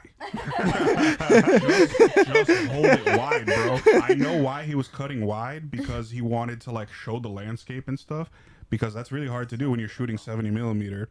It's really tight. You know? And so you're not going to get the scope of the location. But it's like, if we're supposed to be leaning into the dialogue and listening, just keep that shit in full IMAX, bro. Like, to be fair, I agree with you. Like that was the one qualm I had with the movie, was like it felt unnecessary cutting back and forth between the ratios. Like, either hold it off for an entirety of a scene and then go back, or switch it once throughout the scene. Switch it once, and because I don't know, it was just a little bit distracting. Like, like I don't usually notice those things. So for me to notice that, I think it definitely a part of me was like, wow, this is kind of distracting. Yeah. He does it a lot. Yeah. He did it a lot. I think he did it even more. This is a 3-hour movie, so obviously I think he did it more here. But in Dunkirk, I think it's way more. You'll see it. I remember seeing it on a 1:4:3 screen too in Reading. That's a 1:4:3 screen. And that one as well did it multiple times, where it was going like And just it's going. gotta be What like, movie? Dunkirk. He did it in Dunkirk Yeah. a lot. This got to be like budget related because I feel like to do the entire thing, To do the entire thing, and would be way too bro, much to do money. the entire thing on IMAX Yeah. 70mm film. too much. And also, you're not gonna get way like too much money. scope wide shots. Like it's Gabe's in gonna the be a chat. lot, Hey, a lot Gabe. harder. Especially Charlie, for sure. What up, Gabe? We got a couple. This has been a good discussion. Thank you. I can't read from this far away. Charlie, can you read that? I heard I it got had this a one. lot of. I got this one. I Cameos. heard it had a lot of cameos. Which did you like the most? What about supporting Ooh, characters oh were my they as gosh. interesting as Oppenheimer? Every time that there was a cool cameo, we like. Yes, we're like, oh my gosh, we know Okay, this movie. the one who took me by surprise, and I was shocked that because this specific actor, I think, he's kind of like ghosted. It was weird. Like, Casey. No, No. no, Josh he Peck. kind of no. It wasn't him. No, That's this is Josh Josh Peck. Like he had like huge high, and then out of nowhere, he's kind of been in the Disappeared shadows. out. Rami Malek. Yes. Oh. He had maybe 3 lines. Yo, Yeah. when he came in that final scene and delivered those lines, I know. I was locked in. I was I like- was I was locked like, in. good. I was Fingers like, on this screen. is the Mr. Yo. Robot Rami Malek that I love. Listen, Rami Malek, he creeps me out. I'm dead serious. That is valid. That little interview that he did and was like, I'm a mama's boy or like whatever. Like all that. But I that's love long walks and like no, Please. that thing scarred me for the rest of my life, and now I'm like, staring into the screen. Have you seen? he's seen staring Yes. into your No, thank soul, you. brother. Like it's crazy. and Mr. Robot does it a lot. But he is he's a very talented actor. To your point about him in general being a little bit in the background of Hollywood, I wonder if it had to do a lot with, I remember for James Bond, like he was requesting a super high salary because he had just come off of Bohemian Rhapsody, playing Freddie Mercury, getting that Oscar and all that stuff. So I don't know how people view him in Hollywood as like easy to work with or not. Yeah. But when you're working with Christopher Nolan, you just kind of shut up and you do do your what you're job. told. Like, It's like every A-list actor said yes to this movie. yeah, Yes, 1000%. I think every- Like, yeah. a How do lot you of them not? took It was so cool to see. Yeah. Like I was the dad from Stranger Things, Papa, is He's there. yes, he is there. And Oh, then yes, the Josh doctor. Peck, we haven't seen him out of David Dobrik's vlogs in Facts. forever. So, it was just cool to see. Jack Quaid, awesome. Yep. Like great to see him. I was copying and pasting the the cast. and I was like, no, this is too Too much. much. I put Too a many. ton, and I was doing it. I was like, yo, this is too much, because there's so many. There's so Yeah. many. That was a lot. Another supporting actor that stood out to you that you liked. Oh, what was the? I don't remember the name from 10 Things I Hate About You. Oh my gosh. Yes. So I don't remember his name. So his best friend that he met and was like, you need to meet Heisenberg. What was Yes. What's his? not Look Theodore him up. or something. No, it's the one who was having the moral Oh. qualms about it. Yeah, the one. Yes, he was, yes, he's yes. Jewish. Yes, He was from New York. Yeah, he came He to the was- lecture. So he was I'm in 10 forgetting Things the I name. Hate About He You. was the best friend. He was the best friend that of showed him around school. Cameron, yeah. So I haven't seen him since that movie, and like that was with Heath Ledger and Yes. Joseph Gordon. But I loved his character so much because I think he contributed like what I was thinking when watching it. I was like, he's the voice of reason. He wanted to get off the project, but he was supporting Oppenheimer. So I think that character, I was like, ooh, I'm kind of relating to like wanting to support, but also being like, shoot, this is he the a problem. more The short Short one. glasses. glasses? The one Yes. that gave him the Stalker guy. Mandarin. Bigger. He would Stalker always guy. give him. Yeah. He Yeah. would tell him Give to him the food, eat. yes. He would Okay. tell him to eat. Yes. Okay, I know who you're talking to. Yes. I'm trying to find his name now. Yeah. Whatever his It's hard. name This is. cast is massive. It's I- massive. It's I approved. I literally was like, oh my gosh, I have not seen him since this movie when he was Since- like, what, Young, 18, yeah. 19? Yeah, I kept forgetting the actors were in this movie. Yeah. Like Yes. when Casey Affleck popped up, I was like, bro, I forgot. Casey Affleck popped up. Yo, I was like, who is that voice? Cash? Yeah. And talk Cash? about the reveal. Yeah, 'cause they when they show were the back of because they his show the head. back of his head. I'm like, yo, I know The this voice. voice. I The- know this I voice. said that to Who is Abe. this Out of your voice? mind. I was like, I know this voice. I was like, And who then the is review this? to show his face, that was done masterfully. And he's Again, an it's actor just- that we haven't seen in a little bit. Yeah, Yes. and it makes a lot of sense because he's kind of very deadpan, monotone delivery in Yeah. terms of like he stays very consistent, and I think that character, like the general that he was playing, it very much fit his role. So like when he came on screen, I was like, oh shoot! So it engages you because you know the cast is massive, Yes. and Yeah. the story is so massive as well that you forget the characters that are supposed to come or the cast that's supposed to come, and then when they pop on screen, you're like, oh my god, and then you get locked And in it's, again. it's not a Crazy. cameo, but so my dad loves Robert Downey Jr., but he's like every movie have seen him in, like The Judge, obviously Iron Man, and like other side projects. Like and Sherlock Holmes, he plays the same type of character. He's so different in this movie. This movie, like Yeah. even the way he was, his mouth, like to say the words, like I was like, this is so different of His him. mannerisms were like totally different. Oh, it was so good. He did like such a true. good job. One thing I'm gonna say though, that man's winning the Oscar. Robert. Ooh. He's winning the oh, Oscar. Yeah, oh my yeah. gosh. He killed it. That one scene where He's he was win- he's going winning the off on supporting his The one where assistant. There's no, he like, there tells the is- truth When of it- like yes, what he did. what he I'm was like, doing. oh my gosh, like It was incredible, and also I think revealed a lot about our government and how they portrayed our government in this film through Robert Downey Jr. was very well done. right, he Showing the wanted that manipulation, cabinet seat. showing the how things work behind the scenes, but also like the authenticity of it was very well done. I love how Nolan name dropped JFK. Yes, I love that as Some well. People didn't like that. senator- What was it? Oh, Some wow, young people didn't like it. Senator from Mass. He Yeah. he did it like it almost felt like in Dark Knight Rises Yes. when he says, "Oh, I like that name, Robin." I watched somebody's video on YouTube. Like, That's so true. the channel's name is escaping me, but I watched the video. Someone literally compared it to that. It was like dropping JFK in Really? there was kind of like exactly like that. It was like That's the what name it dropping reminded me Robin. of. Did you I was like, did you like that he did it or no? Okay, so some people didn't like it. I liked it because it very much applies to I did some research after the fact about Oppenheimer's life, and JFK was like in favor of Oppenheimer and liked him. He wanted to give him an award during his presidency. So they did have some sort of relationship. So that kind of like little Easter egg was cool. I thought it just added to like the additional history in there. Yeah. So Also, it didn't take away from me. No. no, from the movie. No. I thought it was just like a nice little detail. Yeah. Like, Yeah. Historically, it put you in Where like, it was. like yeah. you were Yeah. like, oh shoot, we're in this place in time. We're in the Right. late 50s now. Yeah. Yeah. Right, exactly. Like moving up. A reminder. Another supporting actor that stood out to me was the Senate aide, the one that was always by Robert Downey Jr.'s oh, character. Solo. Han Solo. Han Solo. I think his name is. I think the actor's name Solo. is. Hans, I think his name is Alden. He did Alden? great. I don't know how to say his He last did name. great. But I'm pretty sure his name is Alden, and oh my gosh, Yeah. he killed it. He I had thought- also a moral conflict, right? Yeah. He did Like, have It's moral just- 'cause- conflicts. 'cause I loved that. I think he killed it in a sense of his facial expressions. Yes, where he did. Where it's kind of, I felt like he was us watching the movie Mm. because he's getting told this story from Robert Downey Jr.'s perspective, his perspective, and he's realizing like, yo, you are messed up. Yeah. Like you're crazy too. So Yeah. you're seeing him kind of turn against him as the story is developing, Yeah. and you're like, yo, that's kind of us right now. Kind of like we're kind of going in the moral dilemma with him as well. Yeah. And I thought that was a really nice taste from Nolan. And I thought he did a good job. Okay, the moral of the story. I think that's a big discussion. And what I thought this movie did so well was how it was in the center the entire time. It kind of presented both sides. Yeah. And it kind of told you, you make the decision. I'm just presenting you this what this character thought of it and what this character thought of it. Right or left. You can make your own decision on what you think about it.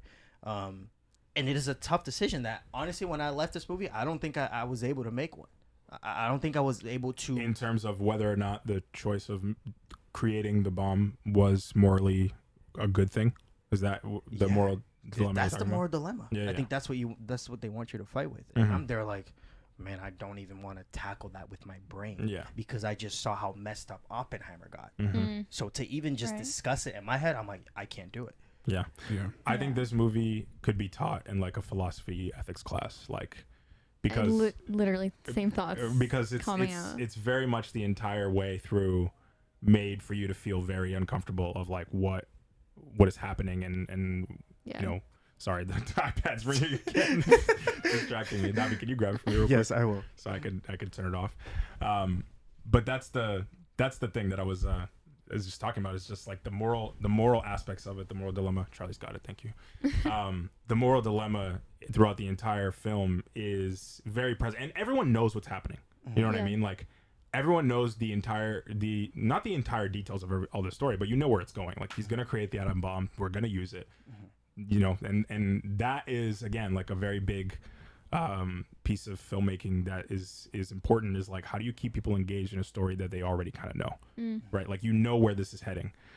But I thought narratively what he did really well was the beginning and ending with Einstein, and how that was Yeah. kind of the moral question was asked, and you didn't know that it was asked in the beginning when he first approaches Einstein, and Strauss is looking at him and like, what did you say to him to get him to sour on me? And he thought it was all about him. Yeah. Right. He thought it was all about him, and it wasn't at all. No. At all. It was a big moral quandary.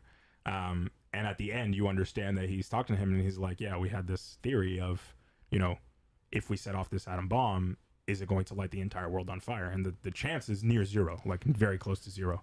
And then he tells him, he's like, but I think we've already done that. But I also think what I took away from that conversation too is Einstein was like, one day you're gonna get a medal, and they're gonna tell you how great what service you did, and like it's crazy that he lived through that and he could warn people of it. But the ego, they touched him on like egos of scientists during this time, and like, or it's still, I would say, because like when they develop theory that's being used to create weapons of mass destruction, like you got some competing egos in that room. Yeah. And I do think that they jumped on the opportunity to have unlimited research. Like, I don't know. I think Einstein, like, I feel like he was like almost like resigned. Like he was like, it's not really my place to tell you to stop. I think there was an indication of where you should sit on this.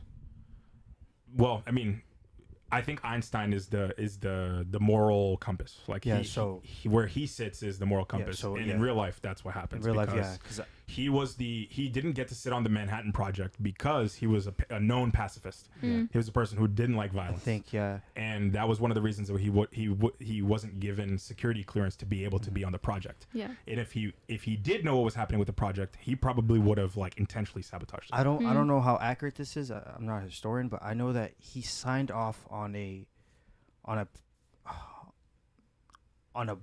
bomb project for World War II. I don't know if that's true. I think he signed on this act to develop the bomb, but then he wasn't told that the Nazis were really behind in developing the bomb. Like they were not going to do it.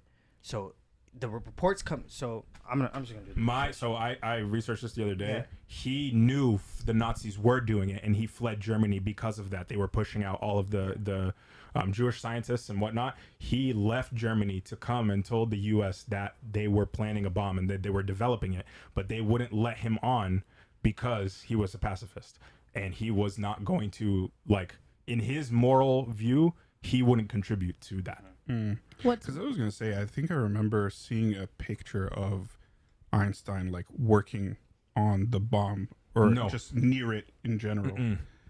I gotta look that up because He's not on the Manhattan. He was not on the Manhattan Project. I gotta look up that image because I feel like that image exists somewhere. He could have been developing with the Germans. I think that might have been a thing where previous to like him coming to America, he could have been like part of that group that was helping discover it, and he was kind of the whistleblower of what was happening in Germany and how they were ahead of schedule. But the whole reason why they fell apart was because of anti-Semitism, and they talked about that in the movie about how the only reason that Hitler didn't have an atom bomb was because he expelled all of the Jewish scientists, and they were the ones that were like instrumental in the actual science of it. Didn't you say like quantum mechanics? They quoted Hitler saying like he said something about quantum mechanics being like a part of the Jewish faith. Like a Jewish philosophy almost, or something that they've coined, so we can't. We shouldn't like don't use it. Like it's not accurate. Charlene is in the chat. Got all. Hey, What's up? So Einstein. So from an article, the rest is history. Of course, Einstein had no involvement whatsoever in the resulting crash program to develop the weapon. Einstein was living in the States, having fled his native Germany in 1931 because of Hitler's rise. After the war, when it was shown that Germany had made no real progress toward an atomic bomb, Einstein famously said, "Had I known that the Germans would not succeed in producing an atomic bomb, I never would have lifted a finger." Because I think he did give information that was pertinent to the Manhattan Project. I think that's what it was. But he wasn't physically working on the bomb. He wasn't in there with Oppenheimer, and that's why in the movie you don't see him in there. And that's why there's this big moral tension, because Einstein is seen as like the smartest guy in history. And at that time he also was, right? Like he was one of the smartest people ever. So for him to be disapproving, it's almost like a punch to the gut, right? Like that's the dilemma that was there. And you see like he walks away in the beginning of the movie when he has that conversation. You don't know what the conversation is. He walks away like disapprovingly, and you understand at the end of the movie why, because he's told, like, I think I just basically started the end of the world. Yeah. And it's like you think about that as like us having the bomb is better than the Nazis or the Soviets or whatever. But at the end of the day, us having it means that other people will have it, and eventually this could lead to complete destruction of humanity. Yeah. That's crazy. Oh my God. Sorry. It's just a lot. It's just a lot. I think like also like the fact that throughout his research, like while he was developing the bomb, the fact that he was asking the military, like, what are you doing so we don't have to use this? Yeah. And they were just relying very heavily on this bomb to end the war. So I think it's so interesting, like morally, they're still developing it, but they're still hoping that there's another way out. So it's like, that was very interesting to see, because it's like, then why do it at all? But I don't know. I think like, I now get why Cillian Murphy did not go out for after work drinks, because this is a lot. It's a lot. Like, It's a And he was in character the whole time. And to embody that too is crazy. I found myself siding with the students a lot of times in this film, because I saw myself, like, because I was thinking, like, if I was in the shoes of these people, where would I be? And I saw myself in that one scene where they were having that discussion, being like, this isn't good to be making this bomb, and they were talking about all the negative things. And that was kind of like my conscience, I think, when I was watching it, like, shoot, like, I can relate to these kids going up against this, because I think as my response as being a young person in America right now is often against the government. I see, or against some policies that are being passed. So I kind of see myself in that role also in the 40s if I was in that time. But then just seeing the conflict, that there was no right answer, and walking out of the theater, I was also like, I don't have an answer. I can think that I know what I'm talking about, but I don't. Yeah. And the moral conflict just wasn't resolved anywhere, because I don't think it can be. Yeah. I think the crazy moral thing about this is like thinking about the manipulation of science is like insane, because it's like just how the world works in general, and the idea that you can manipulate science and destroy everything is like, then you start blurring the lines between like man and God in a way, because like if the idea is that God creates everything, right, or gods or a higher being is creating everything, like we're meant to upkeep it, we're meant to, maintain it, keep things moving well. But then when you start to play with the destruction of everything, you're like, how do you trust people? How do you trust people with that sort of knowledge, right? Like the smartest people in the world right now, it's scary to think about what they could be potentially developing and creating because of this very story. Like the fact that, someone was able to create something that can instantly wipe out tens of thousands of people, that should scare you. Hundreds of thousands of people. I'm saying instantly. But Instantly, yeah. Yes. And but there's the long-term effects of it. Right. That happens. I said the presentation of both perspectives was done unbiasedly. Do you guys agree? Were people who are for and also against? I don't think Nolan ever sided with one or the other throughout this film. Do you guys think that he did side with them, or do you think he didn't? You could say maybe at the end where he does, but it's not in black and white. In terms of who's for or against the bomb? Who's for or against. I think he presents both sides and kind of makes you make the decision. Yeah, I agree.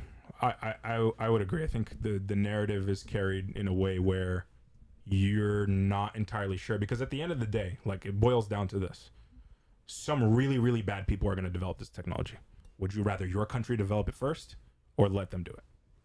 That ends up being the moral quandary at the end of it. We could choose to, in a perfect world, we wouldn't develop it at all. But we know that bad people are going to develop it. So would you prefer your country to develop it first? I think that ends up being the question, the very simple question that's asked. I think there's a lot broader moral issues that are at play, but at the end of the day, that's kind of the decision there. And it's like, if you look at it that way, it's hard to not agree with the fact that the U.S. like had to develop the bomb. You know what I mean? Using it is a different story. That is you know what I mean? Like there are levels of different dilemmas and different moral questions in this movie. You can jump between both sides. Oh yeah. Pick things that you like from both sides of things that you don't like. I think it was impressive of Nolan to get that sort of like devastation out of the audience and the concern for how powerful the bomb really is without actually showing footage of the bombing.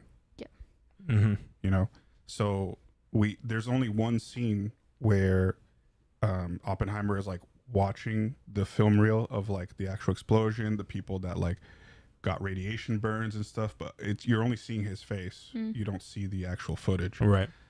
Obviously we have like those moments where he's imagining it, Yeah, which Those is were wild. impactful. Before you get there, I want to ask, what were your favorite moments in this film?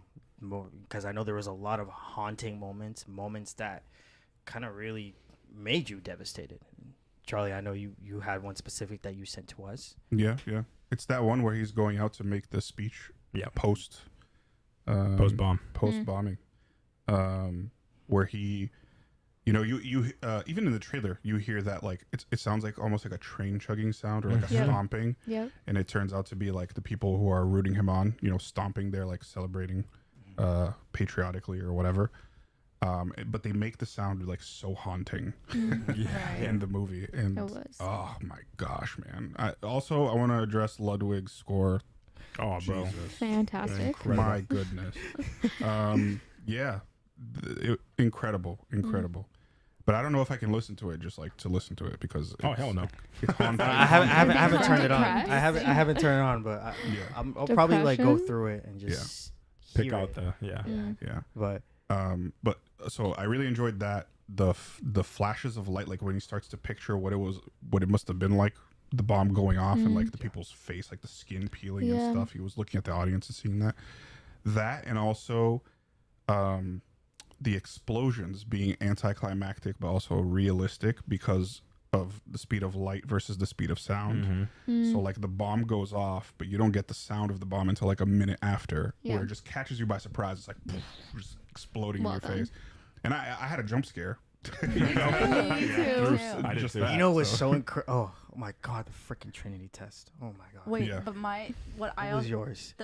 just going off of that scene, what I also found is like they put all of those protections in place, like, but their curiosity is what is going to kill them because they all were like, use the protective glass. They all did. Yep. Like they all turned around to watch. Yeah. And then the sunscreen, like. And like, nope, the UV of the car is gonna, or like the glass is gonna protect me from the rays. Like they just all really wanted to see this, and like the guy leaving like the little hut and like going outside, like you literally don't know what's going to happen. And even Oppenheimer, he took off the goggles. Yeah. Like he was like wanted to see like it in its full capacity. Well, I think in the movie they said once the light hits the hills, once you see it reflecting, that's when you can turn around and look at it. I guess the initial burst is what they were worried about. But I agree in the sense of like, even more than that, like after it was a success, like the celebration of like people being like, oh my God, we accomplished this.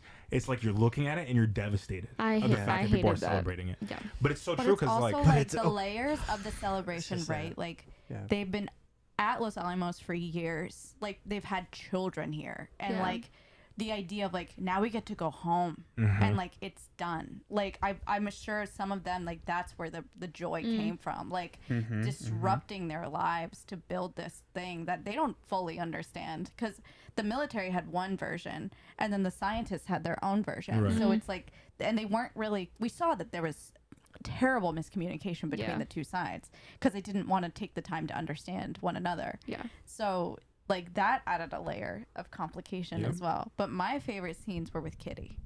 I think she was a biologist. Like she also had a career. She had a very complicated life. Yeah. Dropped everything to support him. He was unfaithful to her. So like while he's having these moral dilemmas within himself, his morals are very misaligned. Yeah.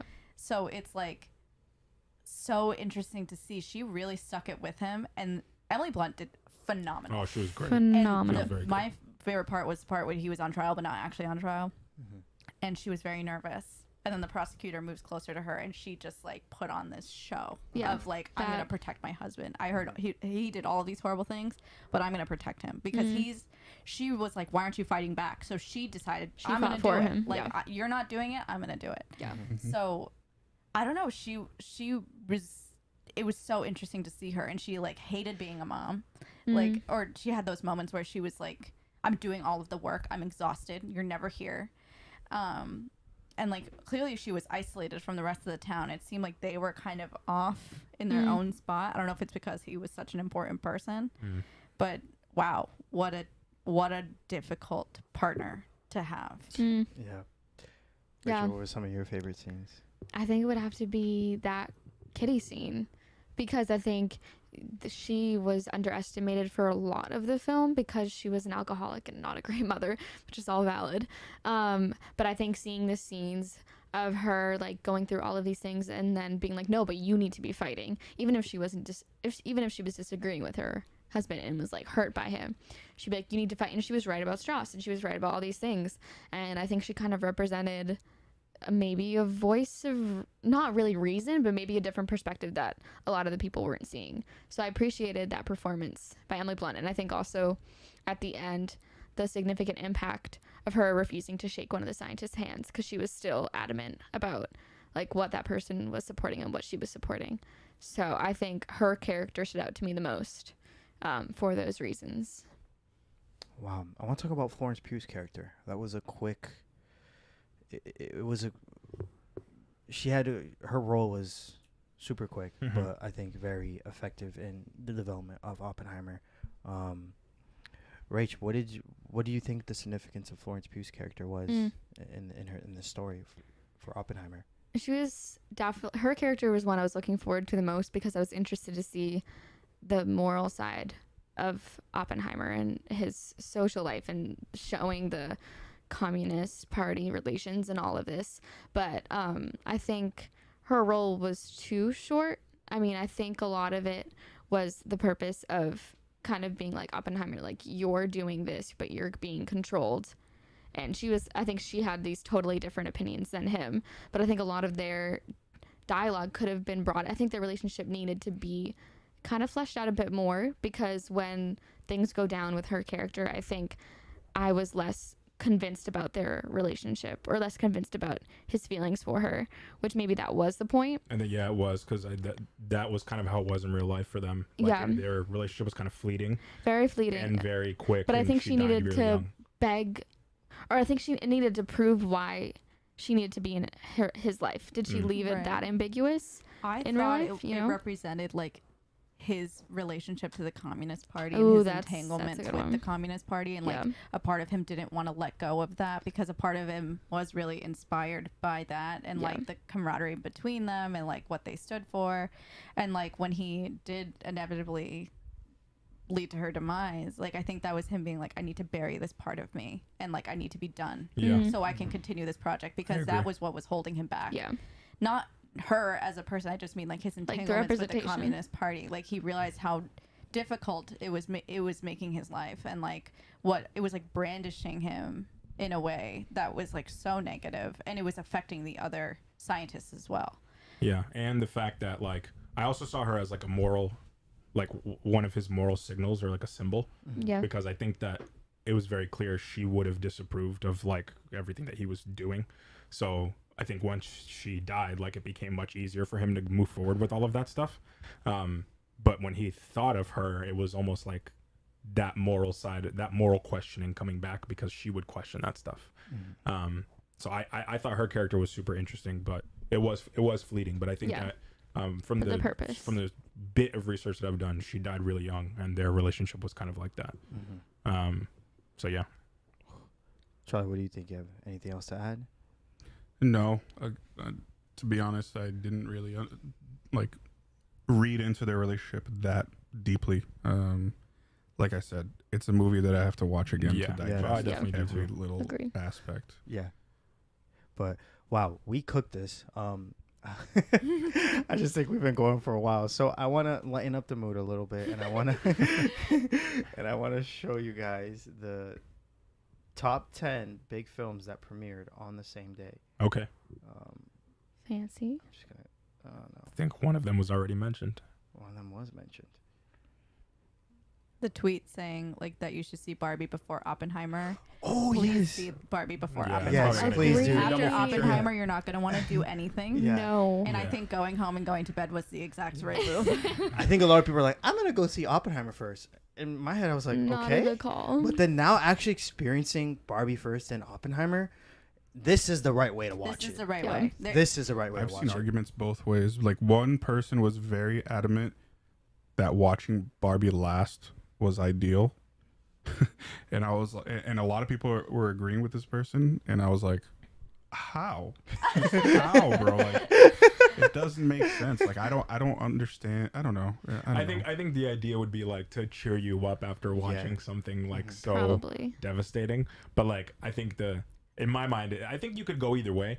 But I think in my mind, it's kind of just like I wouldn't want to do anything after watching Oppenheimer, But and I I didn't. think I wanted to go home and just lay in Charlie bed. said, like, they spoon fed the themes for Barbie. It was like very easy to digest. Yeah. I was Yeah. like, I'm thinking about it, but I'm like having fun thinking about it. Yeah. I can't imagine going from Oppenheimer to To that, Barbie yeah. because like I needed to think about Oppenheimer. Needed Like to I needed process to it. really You process needed what I time. just watched. Mhm. So I would have been thinking about that While while watching. watching Yeah. Barbie. That's fair. Yeah. That's fair. Yeah. All right. So the first one, in March 31st, 1999, The Matrix and 10 Things I Hate About You premiered on the Our same movie. day. Wow. He's done this before. Premiered on the same day. Was it the Hatrix? Which? All right. Here you go. Question: which do you think made more money in its opening weekend, The Matrix or 10 Things I Hate About You? 10 things I hate about you. All right, I'm kidding. Matrix. it was The Matrix. Darn. I still love 10 things I hate about you. Wrong. we On should its have opening been. weekend, The Matrix made 27.8 million and went on to make 37.4 million in its Now first look 5 at the days. history of that as you go, and look at how it's changing Okay. up till now. Mhm. Okay. Right. So yeah, it made more. 10 Things I Hate About You made 8.3 million, and it earned 53.5 million worldwide. All right, the next one is Ghostbusters and Gremlins was also released on the same Ghostbusters. Ghostbusters. Ghostbusters. Maybe. Yeah, I think so. Too. Yeah. Yeah. But Yes. Who you gonna those call? are those are like similar, Yeah, yeah. like category type. S- Well, release- not exactly, but you know what Yeah, I mean. but wasn't Gremlins like awful? I have no idea. I've not I haven't seen seen that. Gremlins. There's a cult following. Look at this one. Nah, Yeah. this is crazy too. Elf and Love Actually came out on the same day. Period. Shit, really? Yeah. I think Elf did. I love And both on those. November Oh, I 7th, don't know. 2003, both came out on the same day. Oh. They're both Christmas movies. Yeah. Oh my Yes, gosh. Which one do you think good. made more? Elf. Elf? It's I Elf. don't know because Love Actually had that crazy cast. Love Actually. Love Actually? I don't Alright, know. Elf. Elf made more. Never mind. Elf made more. Makes Guys, sense. that's such See, like it's that's a staple in Christmas. It movies, was Love Honestly. Actually is a staple. Love Actually Christmas earned movie for me. 6.8 million on its opening weekend and went on to make 246.2 million worldwide. Casual. Elf US box office was 31.3 million. now. Watched it. My bro. mom loves that Yes. movie. It did like Um, 5 times better. All right, fourth one is Jumanji and Heat. Oh Both wow. released on the same day, Oh, December the wow. 5th. remake. The Yeah. Jumanji remake. you're Yeah, saying. no, Oh. Jumanji. The original Jumanji, The original Jumanji. Jumanji. The Robin Williams and one. and Heat, The which original. released in December 15th, 1995. Jumanji made more. Jumanji. Jumanji. Yeah. That movie Yes, terrified Jumanji me as a made child. Oh, I was scared. I was freaked out. It was the number one movie in America. It kicked off with 11 million at the box office, later going on to make 262 million worldwide. Yo, this is wild. This is crazy. Toy Story and Casino released on the same day. Oh my god. All right, yeah, Jeez. that's more up our Yeah, the that's in like comparison of Yes. this. Yes, Like, That is totally crazy. different. Exactly. There's another one that will be that's very- similar. All right, Um, Toy Story. That was obviously made November more. 22nd, 1995. Toy Story made more money? Toy Story made more. Sure. Okay. Definitely. Yes, it Yeah. did. Yeah. If it's Disney, it made more money. Yes. All right, next one. Boys in the Hood and Point Break. Point Break made more, but Boys in the Hood's a great movie. Point Break made more. Yeah. Wrong. Boys in the Hood made more. Oh, Oh, God, period. Boys in the Hood. All right, we got Star Trek 2 and The Poltergeist. Star Trek. I Star don't Trek know made that more. one. Star Trek made more. Yes, it did. Yeah. Star Trek made more. All right, this is crazy too if you're in the horror genre, but Blade Runner, sci-fi, and also The Thing, which is considered one of the greatest horror movies. A lot of people put it up on their I have list. never Blade seen The Runner. Thing. The Thing. Yeah, I go Blade Runner too. Blade Runner. Sure. Blade Yeah. Runner made more money. Okay. All right, the next one is Rising Arizona and Evil Dead 2 also came out on the same day. I don't think I've seen either. Me Evil Dead either. 2 made more. And the last one, Die Hard and A Fish Called Wanda. Die Hard. Came out Die on the Hard. same day too. Oh, Christmas you didn't movie. mention The Dark Knight And of Mamma there's Mia. also The Dark Knight Mamma Mia, which came out on the same Yeah. day. Which I True. think is also like this. All right, who made It more is though for similar. that? Dark Knight The of Mamma Dark Mia. Knight. That's the one The I'm Dark- super Who made I don't more? know, actually. Because I- Mamma Mia That's was what I'm Mamma Mia saying. We're going. Pulp Fiction, Hoop Dreams also came Oh, out on the shoot. same day. No, Mm. I've never seen Hoop Dreams. Mm-mm. So I have a feeling it's Dark Knight, but I can see Mamma Mia. So I agree. Mamma Mia made $609.8 million. The Dark Knight went on to make $1 billion. Yes. Okay. Wow. Yeah. Yeah. Overall. Yeah. Well, I'm saying opening weekend. They don't have Opening those weekend. numbers. Let's look. Like Let's who look. won Yeah, the, that's what I was wondering. Mamma Mia. the opening weekend numbers. Like, that cast was crazy. What was the first one that you said when I mentioned to look at the history of it? I forget what two movies we were comparing. The first one I said. Yeah, Wasn't it? Oh. 10 Things I Hate About You in Matrix. that's right. Mhm. Yeah. So The Matrix made more. Yes. Matrix made more. Here I'm assuming Dark Knight made more. But now Barbie is going to make more than Oppenheimer, So right? Yes. However, let's be honest with this. If you switched Oppenheimer and put Mission Impossible, I think you would be looking at a much more similar opening weekend because it's more of a blockbuster. I still don't see Oppenheimer as a blockbuster because it's a biopic and it's in that genre of film. Yes, but we had this conversation of why I think long term Oppenheimer would probably make more than Barbie or the same. I don't think anymore that it will outpace Barbie, but historically speaking, a lot of people are going to learn that this is a very important historical film. Oh yeah. Like the story of this person is very important, and also it has a huge theatrical run. It has 100-day theatrical run, Right. which Barbie is not going to have. No. Bobby's what, like 45 days? Probably, maybe. they may push it back they might because push it's it more because it's doing well. performing. Yeah, Right. because it's performing well. That's one of the things that Nolan negotiated when he switched to Universal is, I want my movies in theaters for 100 days before they go That's to fire. streaming services. Yeah, they're and not whatever. giving. They're Yeah. not. All right. So, the sequel had a massive opening weekend, bro. $158.4 million. The sequel of what? For The Dark Knight. That's crazy. Yeah, Dark They Knight makes open sense. which is crazy. Yeah. Another one I didn't mention is Jaws 2 and Grease on the same day. Really? But nobody talks about Jaws Wow. No one does. Jaws 2 flopped. Yeah. That's upsetting. Jaws 2 sucks. Was that Spielberg? You heard it here, No, bro. Jaws 2. I too. don't No, think I don't think so. He Quickest- probably produced quickest it, but review. didn't. Oh, I think he did. I think he did do Jaws the 2 sucks. sequel. He did he directed it? Yeah, I think he did. Oh damn. Wow. So Okay. it's one of his Never mind. few No, he movies. didn't. He didn't. I was gonna he say didn't. He didn't. usually when it's sequels like that, he starts producing and lets somebody else direct it, and it's shit. Because the same thing happens with Indiana Hey. Jones. No, he's done all the Indiana Jones. Not except, this one. No, not this one, but the All the trilogy. other ones? The first three he did. The first four. I'm pretty sure he did all. Oh, okay. I thought there were ones that fell off because he didn't. No, the he first didn't four. Hold direct on. them. Let's. We're getting so sidetracked here. We are, guys. And we're like I'll ready move on. to. I'll move We'll on. talk We about gotta- that later. Okay, are we talking about that later, guys? I'm sorry. Let's Another- rate. another- Let's Oppenheimer? rate Oppenheimer. Oof. You can start because you take Yeah, forever. you So start. go ahead. Ooh. They're- That was they're- a slam He's also. roasting me, man. He's going on me. He's saying like, "Yo, because you take forever." Okay. Are you proving my point right now? Yeah. Okay, we'll go. All right, I'm gonna go. I didn't understand the movie. 9 out of 10. He said I didn't understand the movie. 9 out That of was 10. beautiful. Okay. Yeah, I didn't understand it. 9 out of 10. I'm gonna watch it again, and then it's gonna be a 10 out of 10. So All right, word. I like to give a monologue. You know, I like to talk about a lot. It's Okay. your turn. No, go. 3 hours later. We're going down the line. It's He likes the closing monologue. He has main character energy. I don't. Okay. energy. I don't like He has that. energy, bro. Okay, go. All right. I think I'm gonna have to do another rewatch of this, of course. Right now, I'm sitting somewhere in the 8s. It's not my favorite Christopher Nolan movie of all time, but obviously it's a very powerful movie. It's very historic.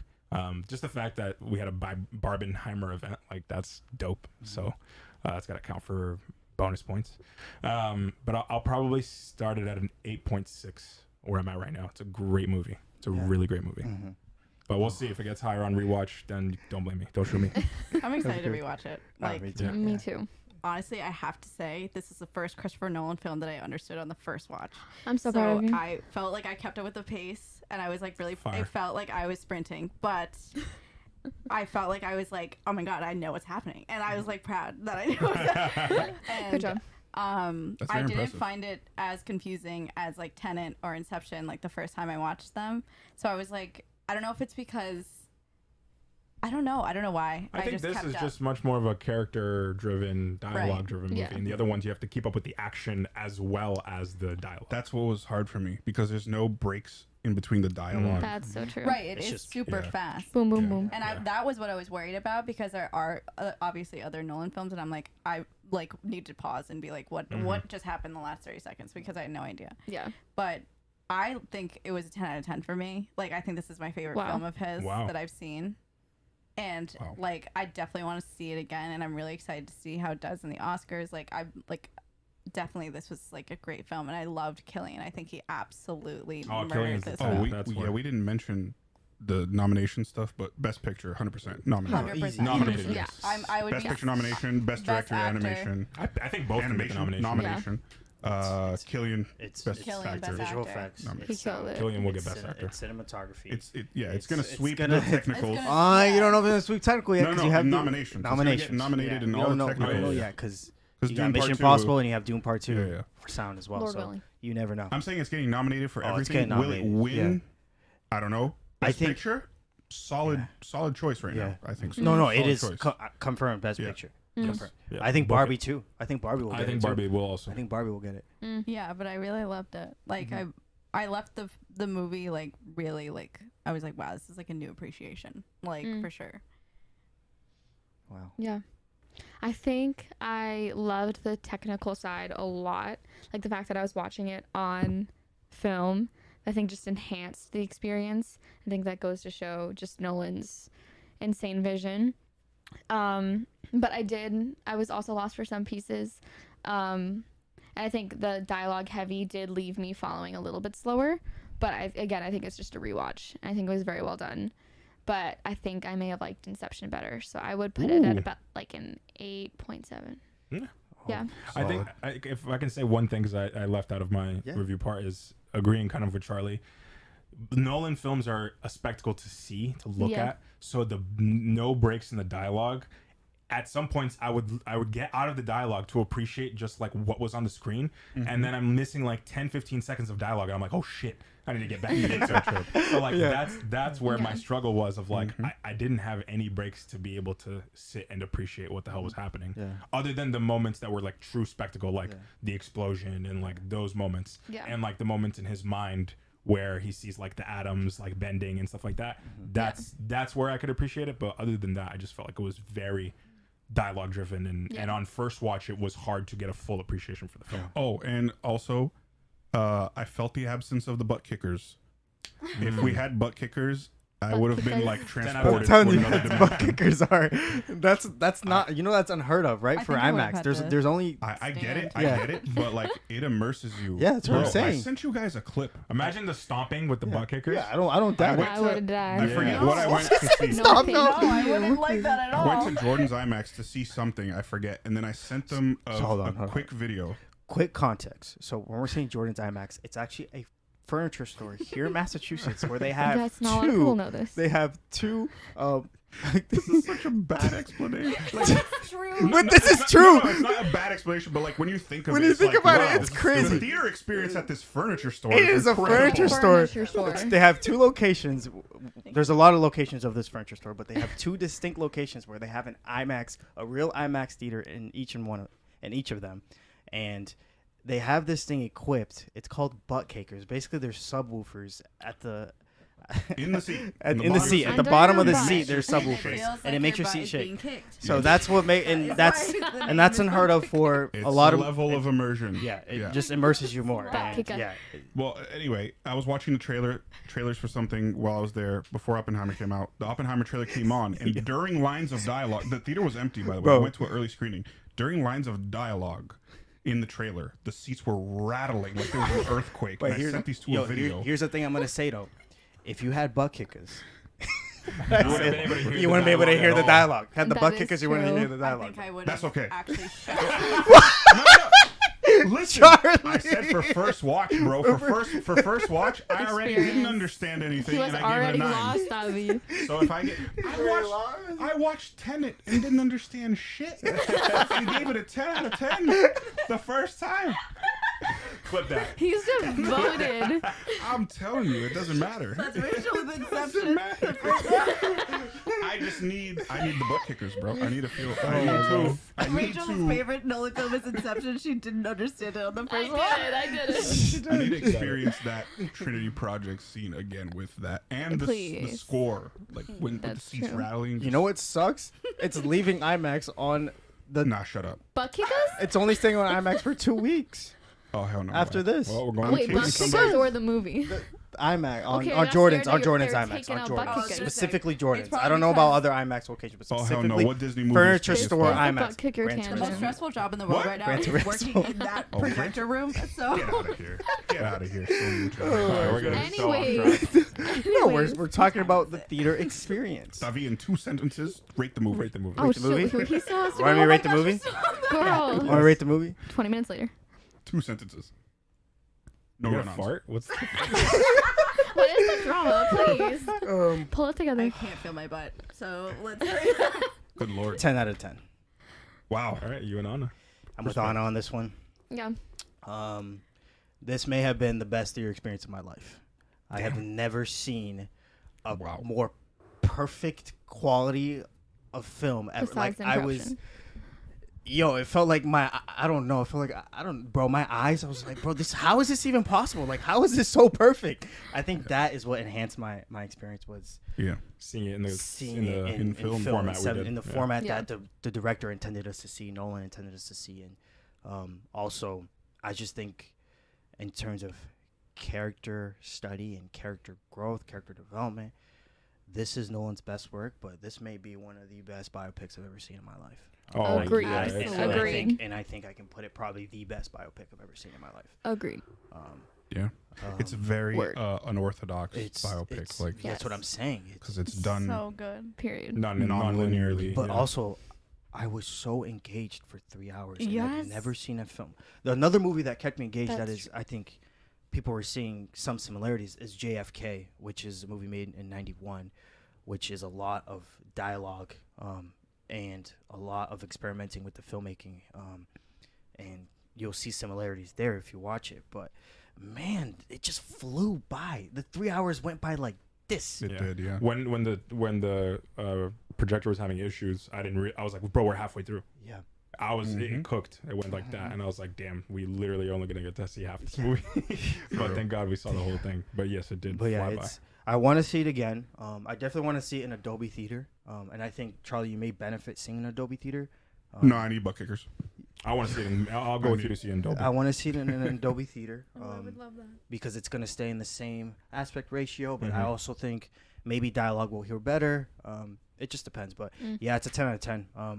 I was really contemplating it. I couldn't sleep last night. It hit me. We're not man. surprised. Couldn't sleep. Couldn't I mean, sleep. it was freaky that we were driving Yeah. afterwards, coming home, and it was like downpouring Pouring rain. rain. Lightning. The lightning strikes Oppenheimer was coming back to were haunt us. insane, and it just reminded me of the light flashes from the movie. Yeah. Like it was just Yeah. huge light flashes, and Mhm. I could go on for another 2 hours talking about this movie, but we do have to close it. But yes. running on 2 We're- hours, 2.5 we're on hours. 2.5 hours. But if you joined us, thank you so much. Dark Knight, top 3 Nolan film. Facts. Hell yeah. That's great Guy, movie. by the way. What up, Guy? What's What up, up? Guy? He watched this and he said it was incredible. He loved it. Yeah, it was good, man. We Hey. heard. We heart Barbenheimer. Yes, we Rach, do. Anna, thank you so much for joining Great us. lineup. Thank you. Thank you And for also, having us. What an experience. What a great day we had yesterday. So fun. Doing a double feature. Squad. Barbie and Oppenheimer. It was it's one of the best experiences I've had going to a theaters. You know, seeing 2 big movies like that, and then top it off with the 70mm projector. Awesome. But y'all, we appreciate y'all joining us for this discussion and watching it. If you're watching the replay, we love you. Thank you for watching and sticking by the 2.5 hours. Yeah, we've probably talked something like that. Yeah. We're almost You're hitting the here, I'm runtime. We're impressed. almost hitting the runtime of Oppenheimer, which is crazy. That was purposeful. Yes, But we y'all, we intended love you that. guys. Please like this video, subscribe, and comment your thoughts on the movie. We love you guys and see you soon for more reviews, reactions, discussions, trailer reactions, everything. We love y'all. Peace. See ya.